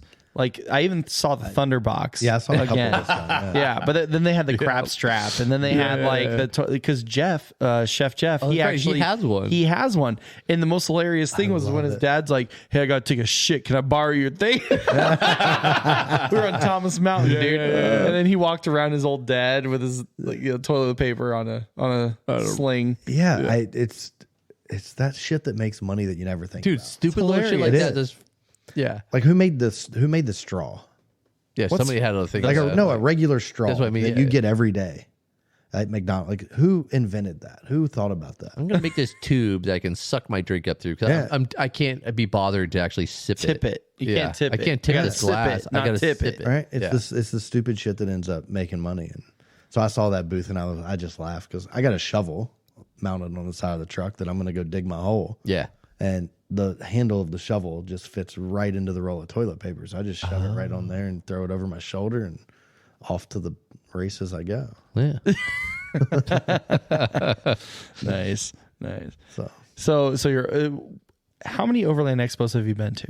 that was my first. That was okay. first. That was my first. Pop your cherry So on that one. I got into, and I didn't even know it was overlanding at the time. In 2015, I had a Wrangler that I built, and I bought a Gen 1 Smitty built rooftop tent in 15. Oh wow. Yeah, Okay. moved to Colorado, did a bunch of camping, which at that time it was just camping, but we were overlanding, we just didn't know it. You just they hadn't coined the term. Yeah, and it got was- popular. Yeah, I didn't hear about rooftop tents until like 18, 19 or Yeah, something. so- wow, you're way ahead of everybody. Yeah, I bought that in 15, sold the Jeep and got a Tacoma and got a What, custom. second gen, third gen? 2019. I told you I'm not a car person. No, okay. Don't ask me questions. Don't test I me on put this the shit. key in it, turn it, or push the button, and it goes. That's Yeah, all I okay. know. I'm not a car person, but I have cool cars. Yeah. Yeah. Knows what he likes. Yeah. So 2017, I probably put it on my Tacoma Nice. and kind of did the same thing. And then about probably 2018, I ran into Mike from Last Line of Defense. Okay. I was living in Colorado and he lived in, Yeah, I think- he's still in Colorado. yeah. So I think He's he was built a rat. He's, dude, his house. I just talked to him. He just moved in. yeah. Oh, they actually moved Yeah, in? They moved in a week ago. So he's rad. getting ready to post some new videos. It's super cool. Dude, his car, he's got, I'm His collection's dope. He's got that new, he's got a Skyline, right? No, what did he get? What's the new car? The GT, He got a GTR. The GTR. Yeah. Because he picked that up and Talon of picked course. up the Supra. yeah, of course, multi-camera wrapped already. Yeah, and yeah. like all his, They both- he he's got like a matched it to fleet his- of fucking yeah. dope. Like, What does he do? I would just take, he makes YouTube videos. So Well, he was like prior a- to YouTube, he was like a graphic designer, web designer. He was in the tech industry. But he doesn't need to do that anymore. And he makes like holsters. Holsters. Yeah. The Kydex holsters. So his last line of defense, it was like everyday carry. Yeah. and, Yeah, and- EDC and stuff, go yeah. bags and those kind of things. That's kind of where he started. Then he got his Tacoma, and then he built that F-250 That's where I started. trimmer. Well, I started following him when he got the Tacoma. I'm like, oh, overlanding, cool. But and he then he blew up from there. And What's he? Great. He He's got calls Sprinter it, vans. He calls He's it got like, weekend something. oh, It's so catchy. yeah. What is it? Weekend Lander, right? Instead of No. Overlander, it's like Weekend Lander or something. Something like that. Yeah. But that's what he calls his weekends away. But yeah, so I met him at a gas station. Oh, And He had really? his Tacoma decked out, and it wasn't even wrapped at the time. I don't. Oh, wow. When it was still Yeah, tan. it was like yeah, quicksand, yeah. desert tan, ball sack tan. Yeah. So I met him, and like then I found his YouTube. So and then I found Max. It's all at the Love's truck stop, man. Caught you for gas run station. into it a Lowe's truck. So that's how I got into it. And that was, 2017, 18. And then when COVID hit, I traded my Tacoma in for a full-size GMC. I had a 34-foot RV. I pulled that around the country for 2 years. But I had my rooftop tent on the GMC. Oh, really? Even with the RV? Yeah, I didn't use a rooftop tent. Oh, I was going to say. I went real cozy for a while. Yeah. So then I sold that this summer, the RV and the rooftop tent and everything, and bought an F-250. Not with an RV. I don't know why. You don't need it? An RV, like, wait, No, a like a motorhome? 34-foot travel trailer. A trailer. Okay, I was yeah. thinking like Bumper RV, pull. like Recreational vehicle, but yeah. yeah. It was 2-bedroom. Like I had 2 bunks in the back. I took the other 2 bunks out because it was quad bunk in the back. Built an office.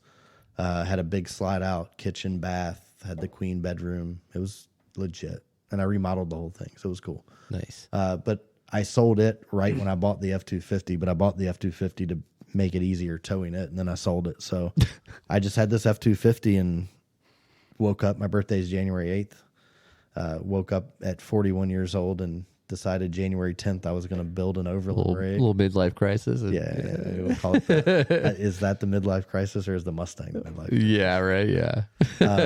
So I decided January 10th I was going to build this rig. Started dove back into YouTube because that's where we do our research. Yeah, of course. Yeah. You don't listen to the Average Overlanders podcast to get your research? That's how I found you guys, right? So I had no idea who you guys were January 10th.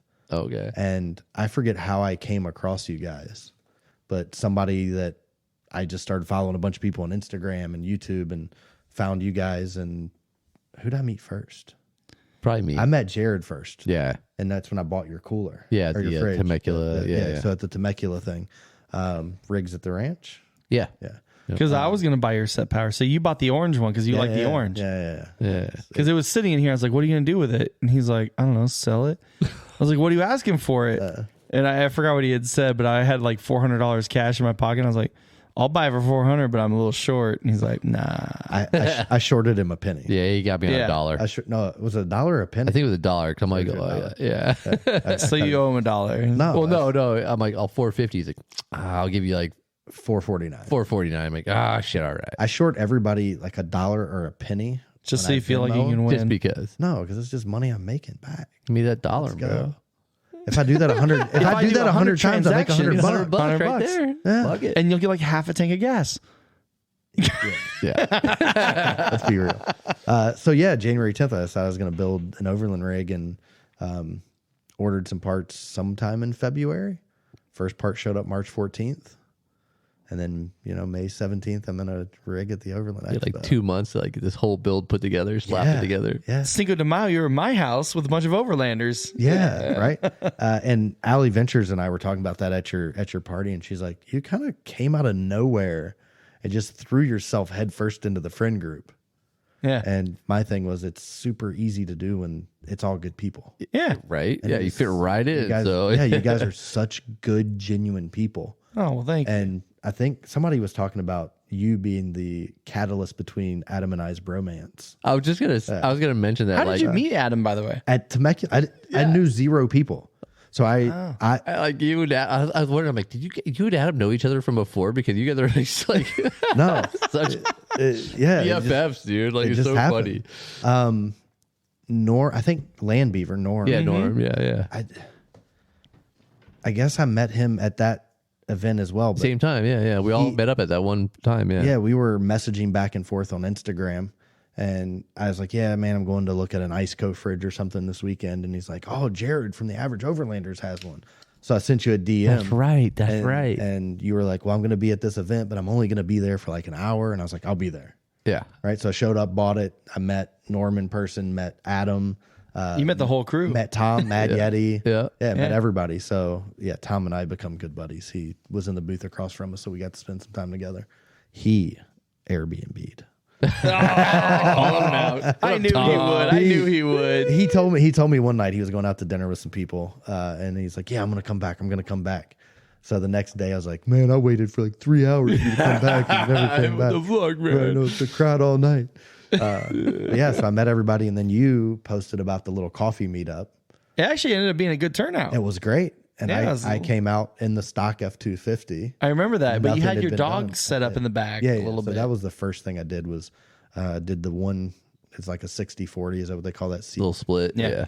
So the one seat I took out, and I... The 60 or the 40 side? The 40. Okay, small side. 60, small side. 2 seats. Yeah, keep that. Took the one out and bought a Rufflin dog crate, which is like this super heavy duty plastic. It's what all the dog show. I've shown dogs for years, but it's what all the dog show and hunting people use. Okay. So I built a platform and mounted that into the truck. So he's got a very secure home where if he pukes, it's not. Oh no, I had the back seat has that liner. Little hammock. Yeah, thing. It's like a hammock, basically, yeah. With a little cutout so air can get through and everything. And he ends up laying right there. Dude, okay, real quick. We were driving out to Expo. It was early in the morning. We're all excited or whatever. I got my dog with me. And he literally decides. I remember that. He decides to like climb into the front seats, but not just the passenger seat. Into yours. Into mine. He's behind me. He's like pushing me forward and everything. I was like, dude, we are going to get in a wreck because of you. But he lays his head on my shoulder. He's like, what's up, bro? You know, and I took a picture, a selfie of it. And it looks like he's like just kind of like leaning his head in. No, he was behind me the whole time. Yeah. It was very dangerous. He tried doing it again. I had to like push him back. But see, I think Sawyer would probably do the same thing. But he's in his crate, and it's just That's nice. you're off road and they're bouncing around, But they're safe. Yeah, they're safe. Well, he has the leash that plugs into the seat belt. Yeah. And so he was like, but it has like a bungee on it and everything. So, but it's too long for him. And so he can get all the way into the front seat. I'm like, God, this is worthless. I need to like get a shorter one. Yeah. He's a shorter leash. It also gives me the peace of mind that like when we went to Anza Borrego, he's a young puppy, so I let him off leash and he runs around, but it gives me the peace of mind that I can put him in there and I got a fan on the front of the crate keeping him cool to keep him cool. But it gives me the peace of mind that I can put him somewhere safe. Yeah. He's not in the back seat where he can jump into the front seat and chew on the radio or whatever else he can. Oh, my dog did that. Yeah. So he's in that crate and he can have, I got the dual zone thing steered. Where I put Kongs and stuff with frozen peanut butter, put peanut butter in it, freeze them, and it gives him a good lot. idea. That's actually a great idea. I never thought about the frozen peanut butter. So fill the Kong up with, I put treats in the bottom and then put peanut butter in it and freeze it. Make him work for it. Then when they get through the peanut butter, there's these like loose treats that they can still get to. That's a great idea. See, I give him these like really expensive, like They don't give a shit about that. rawhide type things, but they aren't supposed to rawhide. expand. No hide, Not rawhide, but They're rawhide, but it's called no hide or whatever. yeah. Rawhide's They bad have for either 'em. salmon flavored or beef or whatever it is, right? But they're like $12 a stick. And they go through them in 2 minutes. Oh yeah, gone. They both ate one today, so $24 today. I paid this for them to thing, eat like a stick. she'll just like Christmas. She got all that shit within like 5 minutes. All that shit was gone. Yeah, it's pretty. So that I'm gonna buy. So you buy the regular size Kongs, and then you just There's a bunch of different ones. So I get the small Kong, the big Kong. There's a bunch of different fillable Yeah, of 'cause they the had the rubber. opening at It's the that bottom. rubber material. Yeah. Then there's like the balls that have all the teeth in them, and you can shove treats in it. So I'll shove the treat in it and then coat it with peanut butter, and then they lick the peanut butter, and then there's a treat that they got to dig out of the grippy teeth. it's a game. It is. It's all about Keep a their game. mind going and stuff. Yeah, that's I'll good put for them actually. put a dog bed in the crate and then put a towel over it.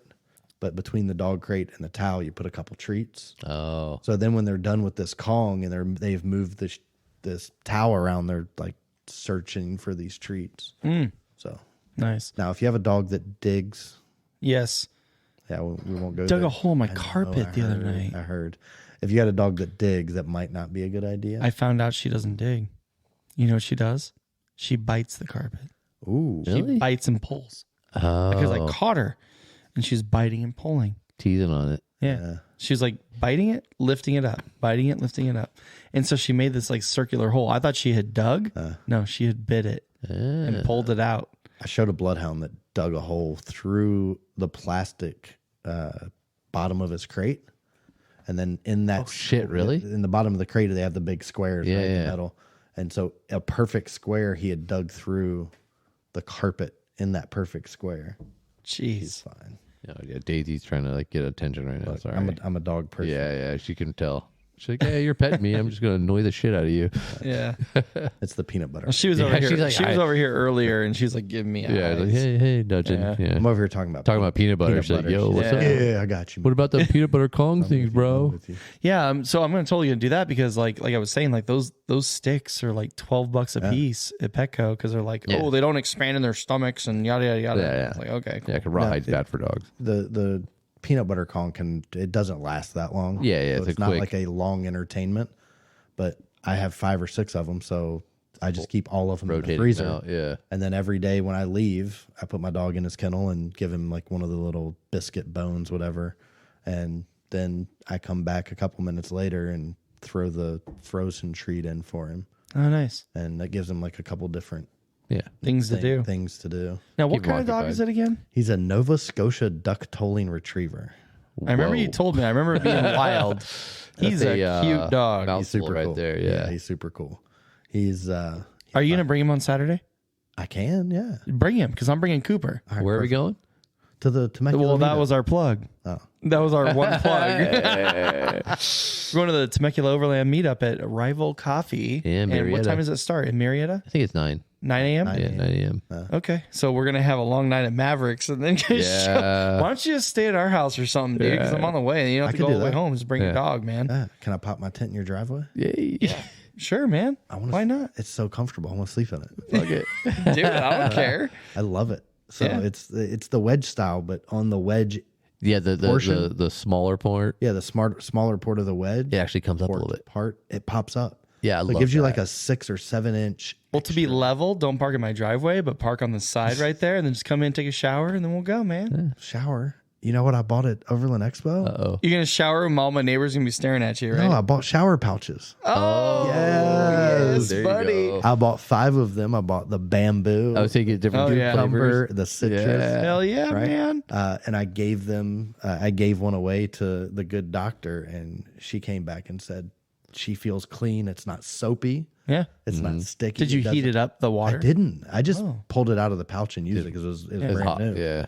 Right. You can warm them up and stuff. Yeah. Jet boil and pour some water and like let it just kind of soak in it. Dude, my whole Overland Expo experience, because I didn't shower the whole time I was there, was shower pouch. Nice. And Nice. I felt clean. Dude, they're great. Yeah. I actually won the shower pouches at Riggs and Brews, the box. Yeah. And they were all like the bamboo and the no scent and everything else. I have yet to actually use one. No, you I guys, forgot that I had them, Dude, and I was wiping down with baby wipes, and I'm like, I feel kind of yeah, grimy. it leaves that residue. Yeah.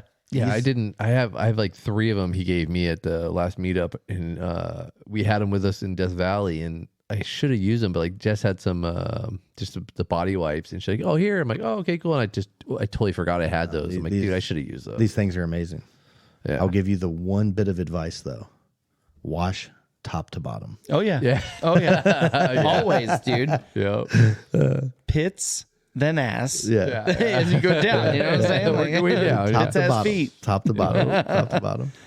Oh man. Well, no, seriously. If you want to stay over, because I know you have the long drive back, but if you want to go down, you can rival. You can do the Mavericks in Norco. I'll take you up on that. Yeah, 'Cause I don't come have- down to Temescal Valley, and then If you don't want to sleep in the tent, we got a guest room. You can crash here. yeah, We'll figure it out. we'll figure it out. it out. I mean, I you wanna- can sleep in my daughter's room, but it's probably less comfortable. I will sleep in the tent.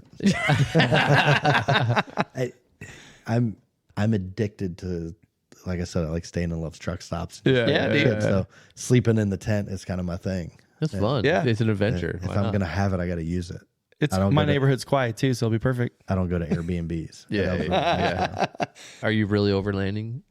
I was really surprised how many. We keep joking about this Airbnb thing, but I was really surprised how many people went back to Airbnb. I was surprised. Like I didn't go this year, but the year before, there was a lot of people saying, "Oh yeah," I'm like, "Oh yeah, we get camping here." Like, "Oh no, we're staying at such and such." Like, really? Why did you even come? Why are you? I mean, you're in an Overland. But I get it. I get the like John and Alan and Yeah, if you're like a Bacchus. big company or something, you get a lot of shit, and like it's Well, they stuff like that, flew but in, Yeah, that's so what I mean. You're from out of state. Yeah. You're not driving the whole way. You just show up and stuff. That makes sense. They share warehouse space with Go Treads, which are Oh, the cool. foldable tractor Yeah, boards. those are rad. Yeah, So super rad.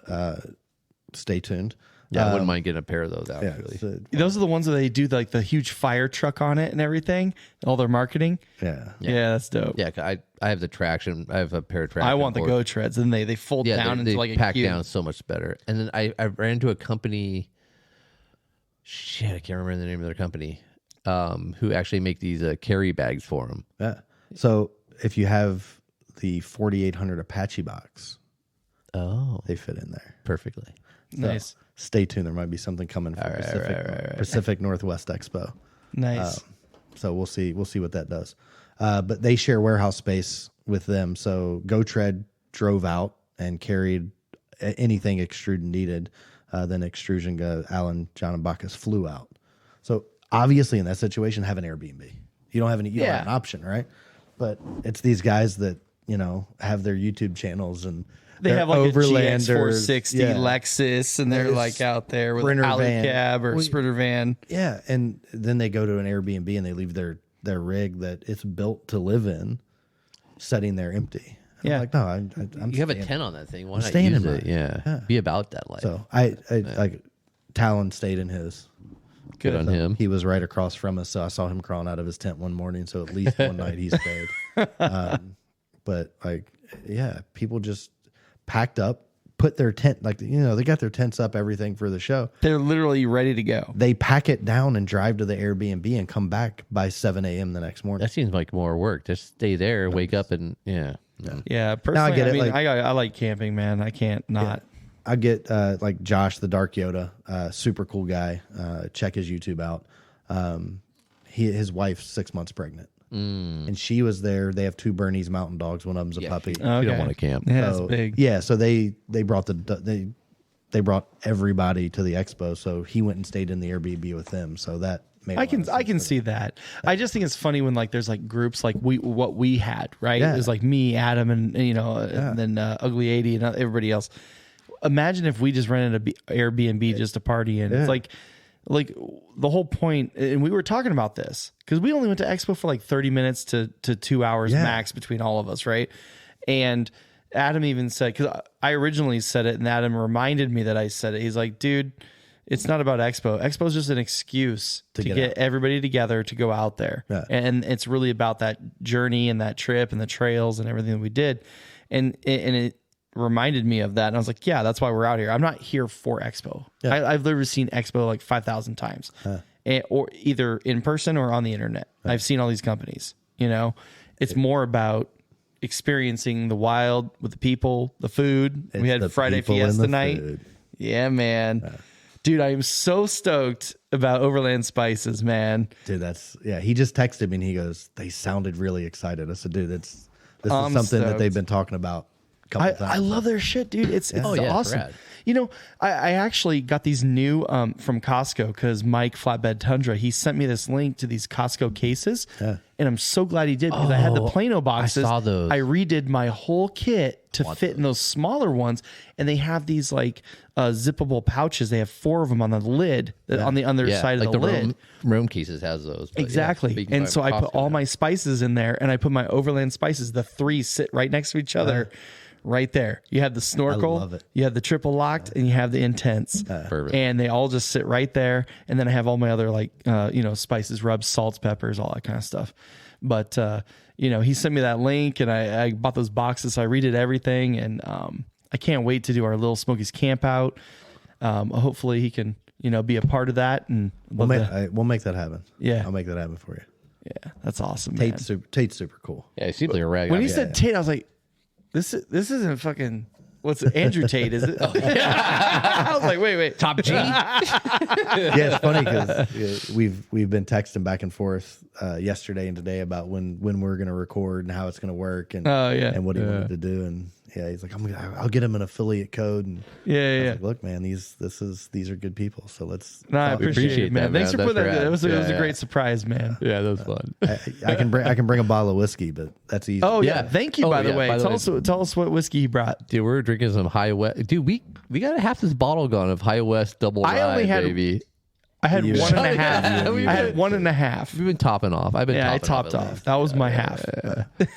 High West whiskey, it's my favorite. Dude, that's my favorite too. We talked about it on the podcast. We did. So you guys had did a live, right? And it showed all the whiskey. So I had written into the live the same day that I'm taking credit, coined the Little Smokies.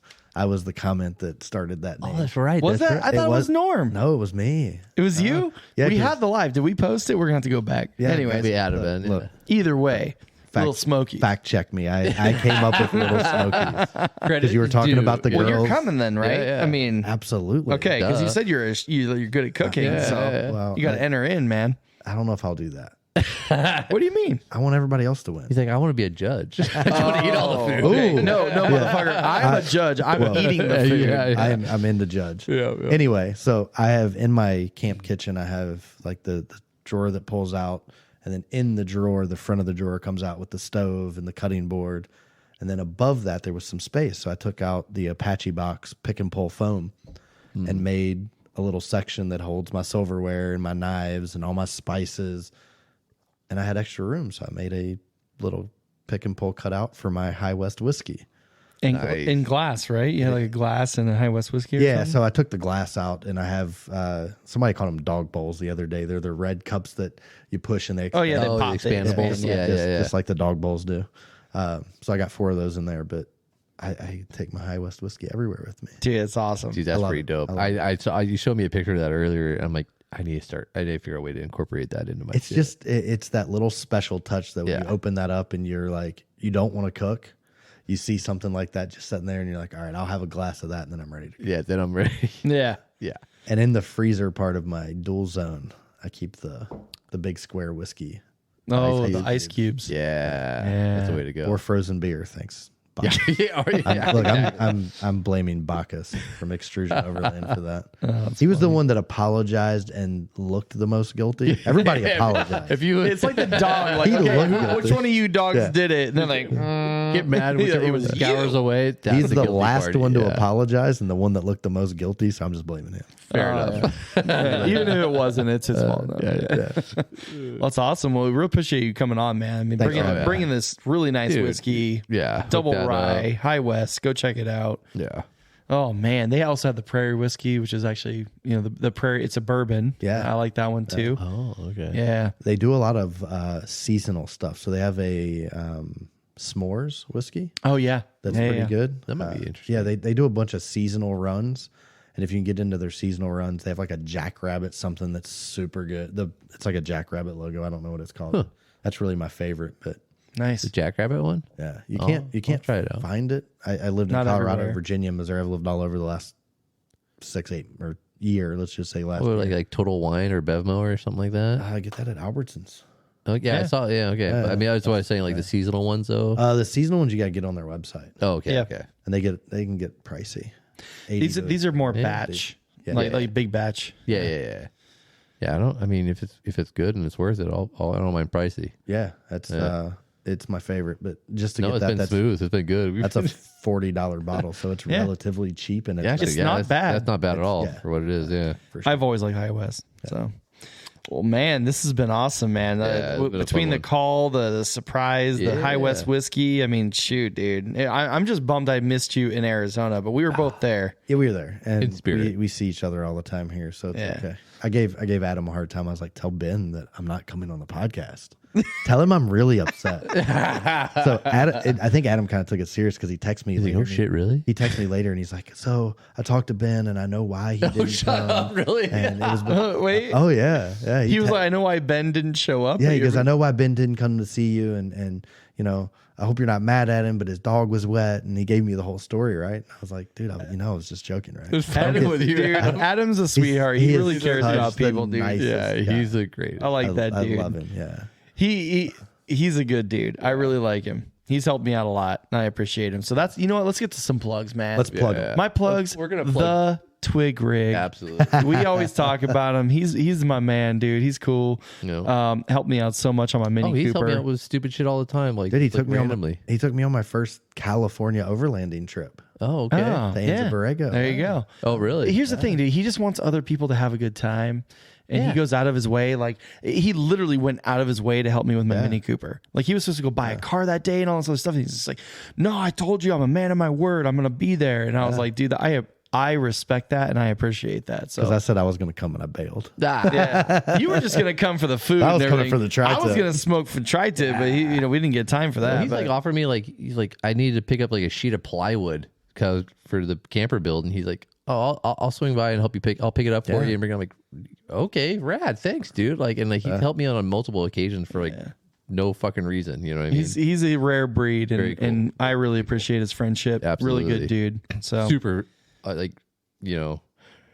stupid knowledge on some shit. Yeah. Sometimes I'm like, why? Not how. Why? Why do you? Why do you store that in your memory?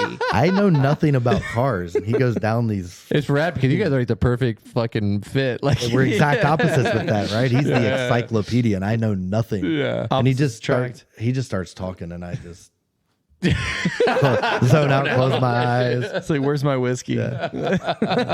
now I know how. Poor Lexi. Nah, she's good people too. Oh, yeah, she was a trooper on the whole trip. She came out with him, so she came to see me, and Ben didn't. She also cooked. Oh, was she out there? Yeah, she was out there. She went also. Okay. Yeah, she was out there. Yeah. Like, it's funny because like her and Jess are friends. They're in the same industry, kind of ish. Yeah, that's funny. They came and saw me at the booth, but we stood at Icon's booth because it was raining. They had a better cover. Wait a second. They're in the same industry. Okay, so they're in the beauty industry. Yeah. Why are you and Adam so ugly? I don't know. Fuck, they need to step it up. I don't know. Well, Alexi needed to cut my hair because apparently it's fucking out of control. And yeah. Okay, Jesus. Yeah. I might get a trim this week. I hope so, dude. Change it up, Show man. up Saturday, Show up Saturday, like drop a bomb, It'd man. be like, I'm just gonna shave everything at one day. Remember, I had my huge. Who the fuck I am. Remember, I had my huge beard, Yeah, and then yeah. the next day People I had freaked out. nothing, and everybody was like, "What the?" Yeah, you showed up, and I'm like, "The fuck happened to you, bro? Get in a fight with a weed whacker or what?" Yeah, dude. So yeah, the Twig Rig. There's some underscores in there. Just look it up. We Figure talk it about out. them all You the can just time. type in Twig Rig, you'll find him. Yeah. Not too Jesse many. Sequoia is a really cool dude. Adam And Alexi. he's got He some- drives a Sequoia for now. Yeah, for now. For now. Uh-oh. He also has a work truck. No, Colorado. I've been trying to convince him to buy a Gladiator. Oh, Which wouldn't be a hard sell because he's friends with Nepo, who has a really sick Gladiator too. So. Oh, Nepo, we need to yeah, talk. 4122. I need to talk to Nepo. Yeah. So make him, if he's coming Saturday, somebody introduce me. I hope he does. Oh, yeah. I hope he does. Somebody introduce me. Oh yeah, Yeah. definitely will. Yeah, no, he's a great guy. Yeah. I saw a video on Local. I saw a video on his Instagram of an Yeah. F-250 with the hitch slide. Oh yeah, he can make it happen. And if he's got one for the F-250, Oh, he does. They're all the same. They're all universal. I have that. Oh, the 3-inch. huge fucking Yeah, F-250 has receiver. 3-inch. He can make he'll. So yeah, I don't- I was just with James Porter. He's got the 350, and because he had the rig swing out, Yeah. he had to make a special bracket to fit a 2-inch slide. He had I got the sleeve, right? yeah, You but get all it's those. super. It's not the same. No, so if he's got something that goes with the F-250, He might be let's able. talk, He's 'cause very willing to work with you. I'll throw some.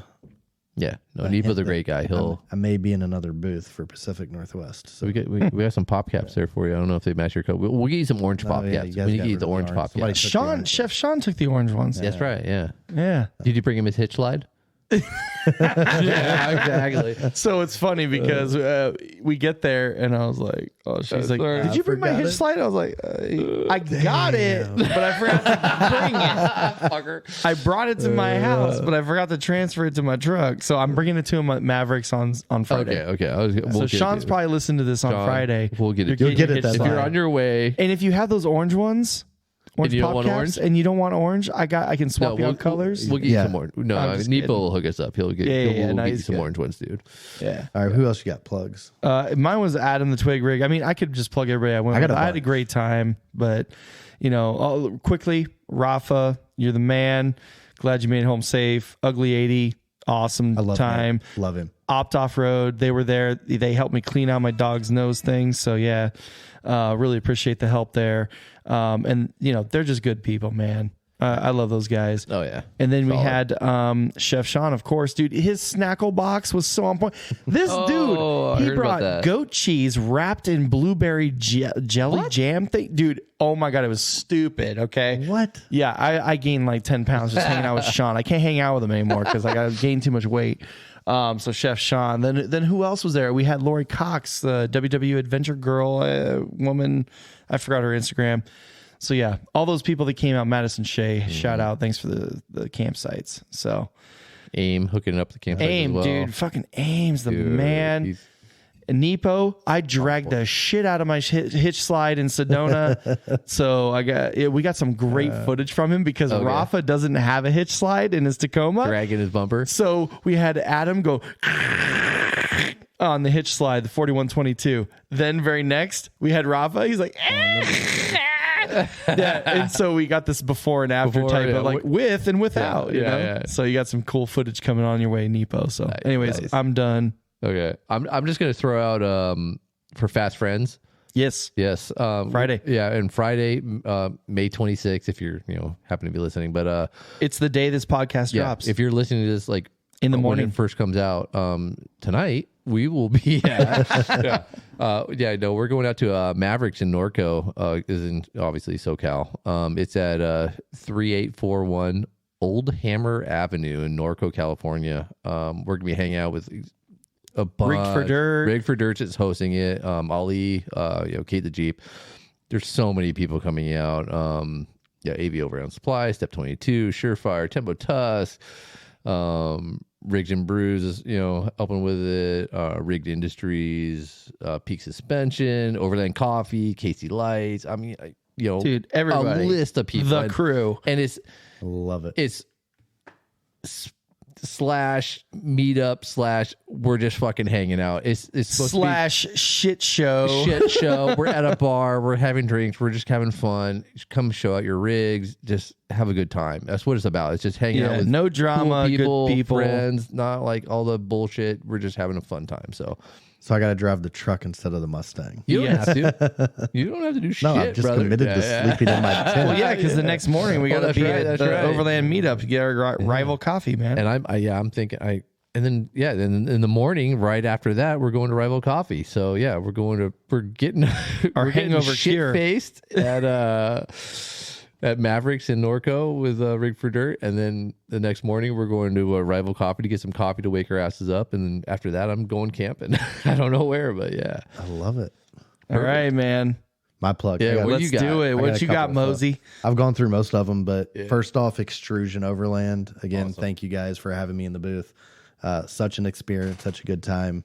Alan, John, Bacchus, such a great product, such good service, such good mentality around growth and products expansion, which is, I've been in business for a long time, so that's important to me. But their mentality behind it is more important than the product itself. They're just good people. Mm-hmm. Traverse Adventure Gear, my tent. I got the Lookout rooftop tent.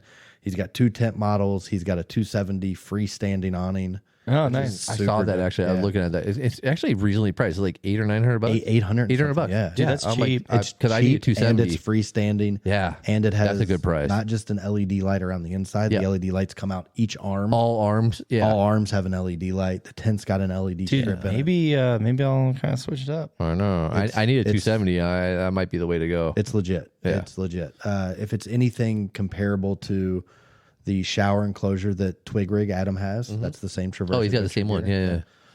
If it in the tent quality, next to none, man. What do you know what there's? Cause I need a shower tent too. I was looking at the Kick-Ass one, but maybe I'll go with that. That's one I have. Instead. I have Kick-Ass. Yeah, I have Kick-Ass, but I mean, check out Adam's. I know. I need to mine. compare yours and Adam's and see which one I want to get. Adam said he's coming Saturday, so check it out. Okay, I'll check them both out. All right. What I like about it is the zipper. Mm-hmm. It never gets stuck. Yeah, that's key, dude. That's so important because we were out in Anza Borrego and all the dust and shit built up in there. Nate's awning zipper got stuck, and luckily it just stayed shut, and I ended up fixing the zipper later. But quality products is key. But Brian just launched his website this weekend while I was at Expo. I got a lot of people asking about the tent because it was the only one of that company there, and it's a little different. And the quality's great. Nice. And you can the cool key thing for me is one, I'm a side sleeper. Yeah, me too. And I did got a good pad. The pad's good. It's not as thick as some of the others. The mattress isn't, but I never felt, again, High West whiskey. I never felt that I was like punching through the mattress to the bottom of the tent. So that's key, dude. Yeah. Because like I'm a little bit bigger guy and I do the side sleeping. I can't sleep on my back, but I will sleep on my stomach if my side goes numb. Yeah. Yeah. So, and being able to pack 2 pillows and a sleeping bag. Oh, you can actually close it with shit in there? I closed it with the shit in there, and it's that is so clutch. Yeah. Dude. I hate pulling everything out and then just to like put it back in there. So that's awesome. I'm super excited about that. It's also got this cool metal rail on the side that I'm going to take off and powder coat orange. And, of course. And it's going to like ride right. Yeah, it's going to nice. Terran Designs. Yeah, man. Casey Hyde. I got to get that shit too. I'm sitting here in the shorts. They're riding up a little bit, looking short, but hey, you know it's all about short season, bro. Hey, but I got those really white legs. Hey, you got to tan them somehow. How else are you going to tan them, bro? So super cool clothing company out of Chattanooga, Tennessee. Quality is above anything I've ever worn. So check Terran Designs out. The mounting company, Connor, the quick releases for the Pelican. Oh, yeah. Right. Yep. So more to come on my Instagram with that. We're going to have a chat tomorrow. Far-Fetched Adventure, the K9 first aid kits. And more importantly than the kit itself is the online class. Yeah. Learn how to use the stuff that you have. It's like your recovery stuff gear. Is just stuff, right? Unless you know everybody's got recovery gear, but they don't know how to use it. Mm-hmm. So same thing with these first aid kits. Hey, real quick, Terran Designs. How do you spell it again? TEREN. TEREN. Yeah. EN. Make sure that's right. I was just. Oh, I found them. Okay, yeah. Terran Designs, just one word. Okay, I was just looking them up because I actually want to. Yeah, I want to get a pair of their shit. Actually. Super cool. We got to hook up all these people, man. We got to put this stuff on our website. Just so people, we always talk about stuff. I legit need those. So that's rad. Okay. Overland Expo was cool because got to meet a lot of people. That's one of the best things about it. Cause you just meet connections and cool shit. Yeah. We got Overland Spices. Duh. Such a cool phone call to make. Yeah, thanks, man. Yeah, I awesome. like. It's all about the food and the people. Food and the people, man. That combined both, right? Yeah, you did. Good people and spices for food. So, Tate Overland Spices, super good stuff. Sam from Overland Rough Racks was using some of their spices. Always a rad guy, and his cook-off stuff. And that dude can cook. He's got to come to our little Smokies camp out. I've already talked to him about it. Can cook. Yeah, he's got a legit he's a front runner. I'll tell you that right now. Yeah, he knows how to cook. I might put money in on that. I don't know Chef Sean and if Chef Sean's in it or not. No, he's gonna be a judge. No. He's gonna be a judge. He's not allowed to enter. He's not allowed to enter. That's unfair. Then I'm going Sam. Okay. Well, you don't even know who else is in the lineup. I don't have to know because I'm not entering. So that everybody else has a chance. But if Sam's entering, right. Fair. And then shout out to Carly Suspension. They did some cool stuff for me. And then CJC Off Road, Cody at one of the owners of CJC. Man, this guy's just super cool. Put it all together, right? Put it all together. So he installed the wheels, tires, all the suspension, Carly radius arm, steering stabilizer, torsion sway bar, new heavy duty leaf springs. You just gotta go get it retorqued. Front and rear bumper. Yeah, I had some vibration on the way home, but you're supposed. I was gonna say that, but that's you always have to retorque it. Yeah, retorque after 500 miles, not 2,000. But Cody took my phone call. He even met me early one morning when I was dropping my truck off. Before that's some good customer service. Shit, super, and that's the owner. That's what I mean. Yeah. Like they're on top of it. Yeah, so super cool. I was worried about height because I'm in an apartment in Huntington Beach. He even I was talking to him late one night on Instagram, and he went and measured his truck because he's got the same setup to tell me how high his was before I brought my truck in to get it. He's like, go down to 12 psi. Yeah, you'll down. Yeah. So CJC Off Road, they did my front and rear bumpers as well. So nice. Super cool company. James, one of their guys over there, is the one that I worked with the most, and man, customer service was great. Every time I called in, it was, I guess I got caller ID because it's like, Clancy. I was like, yeah, well, I got another question. Like, hey guys, hey, hi, my name's Clancy. Like, how shit is Clancy again? No. Which wheel goes on the front? Nice. So those are my plugs. Again, solid company. Another man. thank you to Xtrusion though, because the booth was cool. No, that's rad, man. Yeah.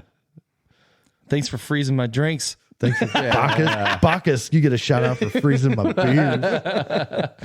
Look, man, Josh awesome. the Dark Yoda, he had a fridge full too, so we pulled from his. And everybody's usually got some beer floating around there. Enrique the camp crawler, he's from Arizona. Probably one of the nicest people I've ever met. Nice. Oh, rad. I'm planning a trip down to Arizona. He's going to show me around, even if we don't. Camp Southern Arizona. Yeah, he's in Phoenix. Oh, okay, the Valley. Okay, yeah. So we're going to camp. Maybe if we can't camp, we're just going to hang out. He's just one of those dudes I want to spend some time with. Yeah, it doesn't even matter. Yeah. Doesn't matter what we do. If you want a third wheel, let me know. Yeah, That's my old stomping grounds. he would come meet us somewhere if there's somewhere in the middle that we would want to. Depends on what time of year. We can do Kofa. We can do all that stuff. Yeah. We'll plan something. He's super cool. Right on. Gladiator on 40s. Oh yeah. Okay. Well, I can't go where he goes. Oh shit. No. Right on. All right, man. Well, cool. Hey, thanks again, Mosey on Overland. Check him out on Instagram. Follow the build. Follow the dog. His little dog is cute. Yeah, What's his name again? Sawyer. I got to post more. Allie Ventures posted him, and I think she's posted him more than you have. Probably. she has now. We're even, one post each. There you go. Nice. Right on. Well, thanks again for joining us, man. It's been a great time. Thanks for the surprise. definitely. Really appreciate it. And Jared, you want to take us home? Yeah. Just everybody, thank you for joining us once again on our adventures here in the Average Overlander podcast. But we'll all catch you On the next one, right? On the next one. All right.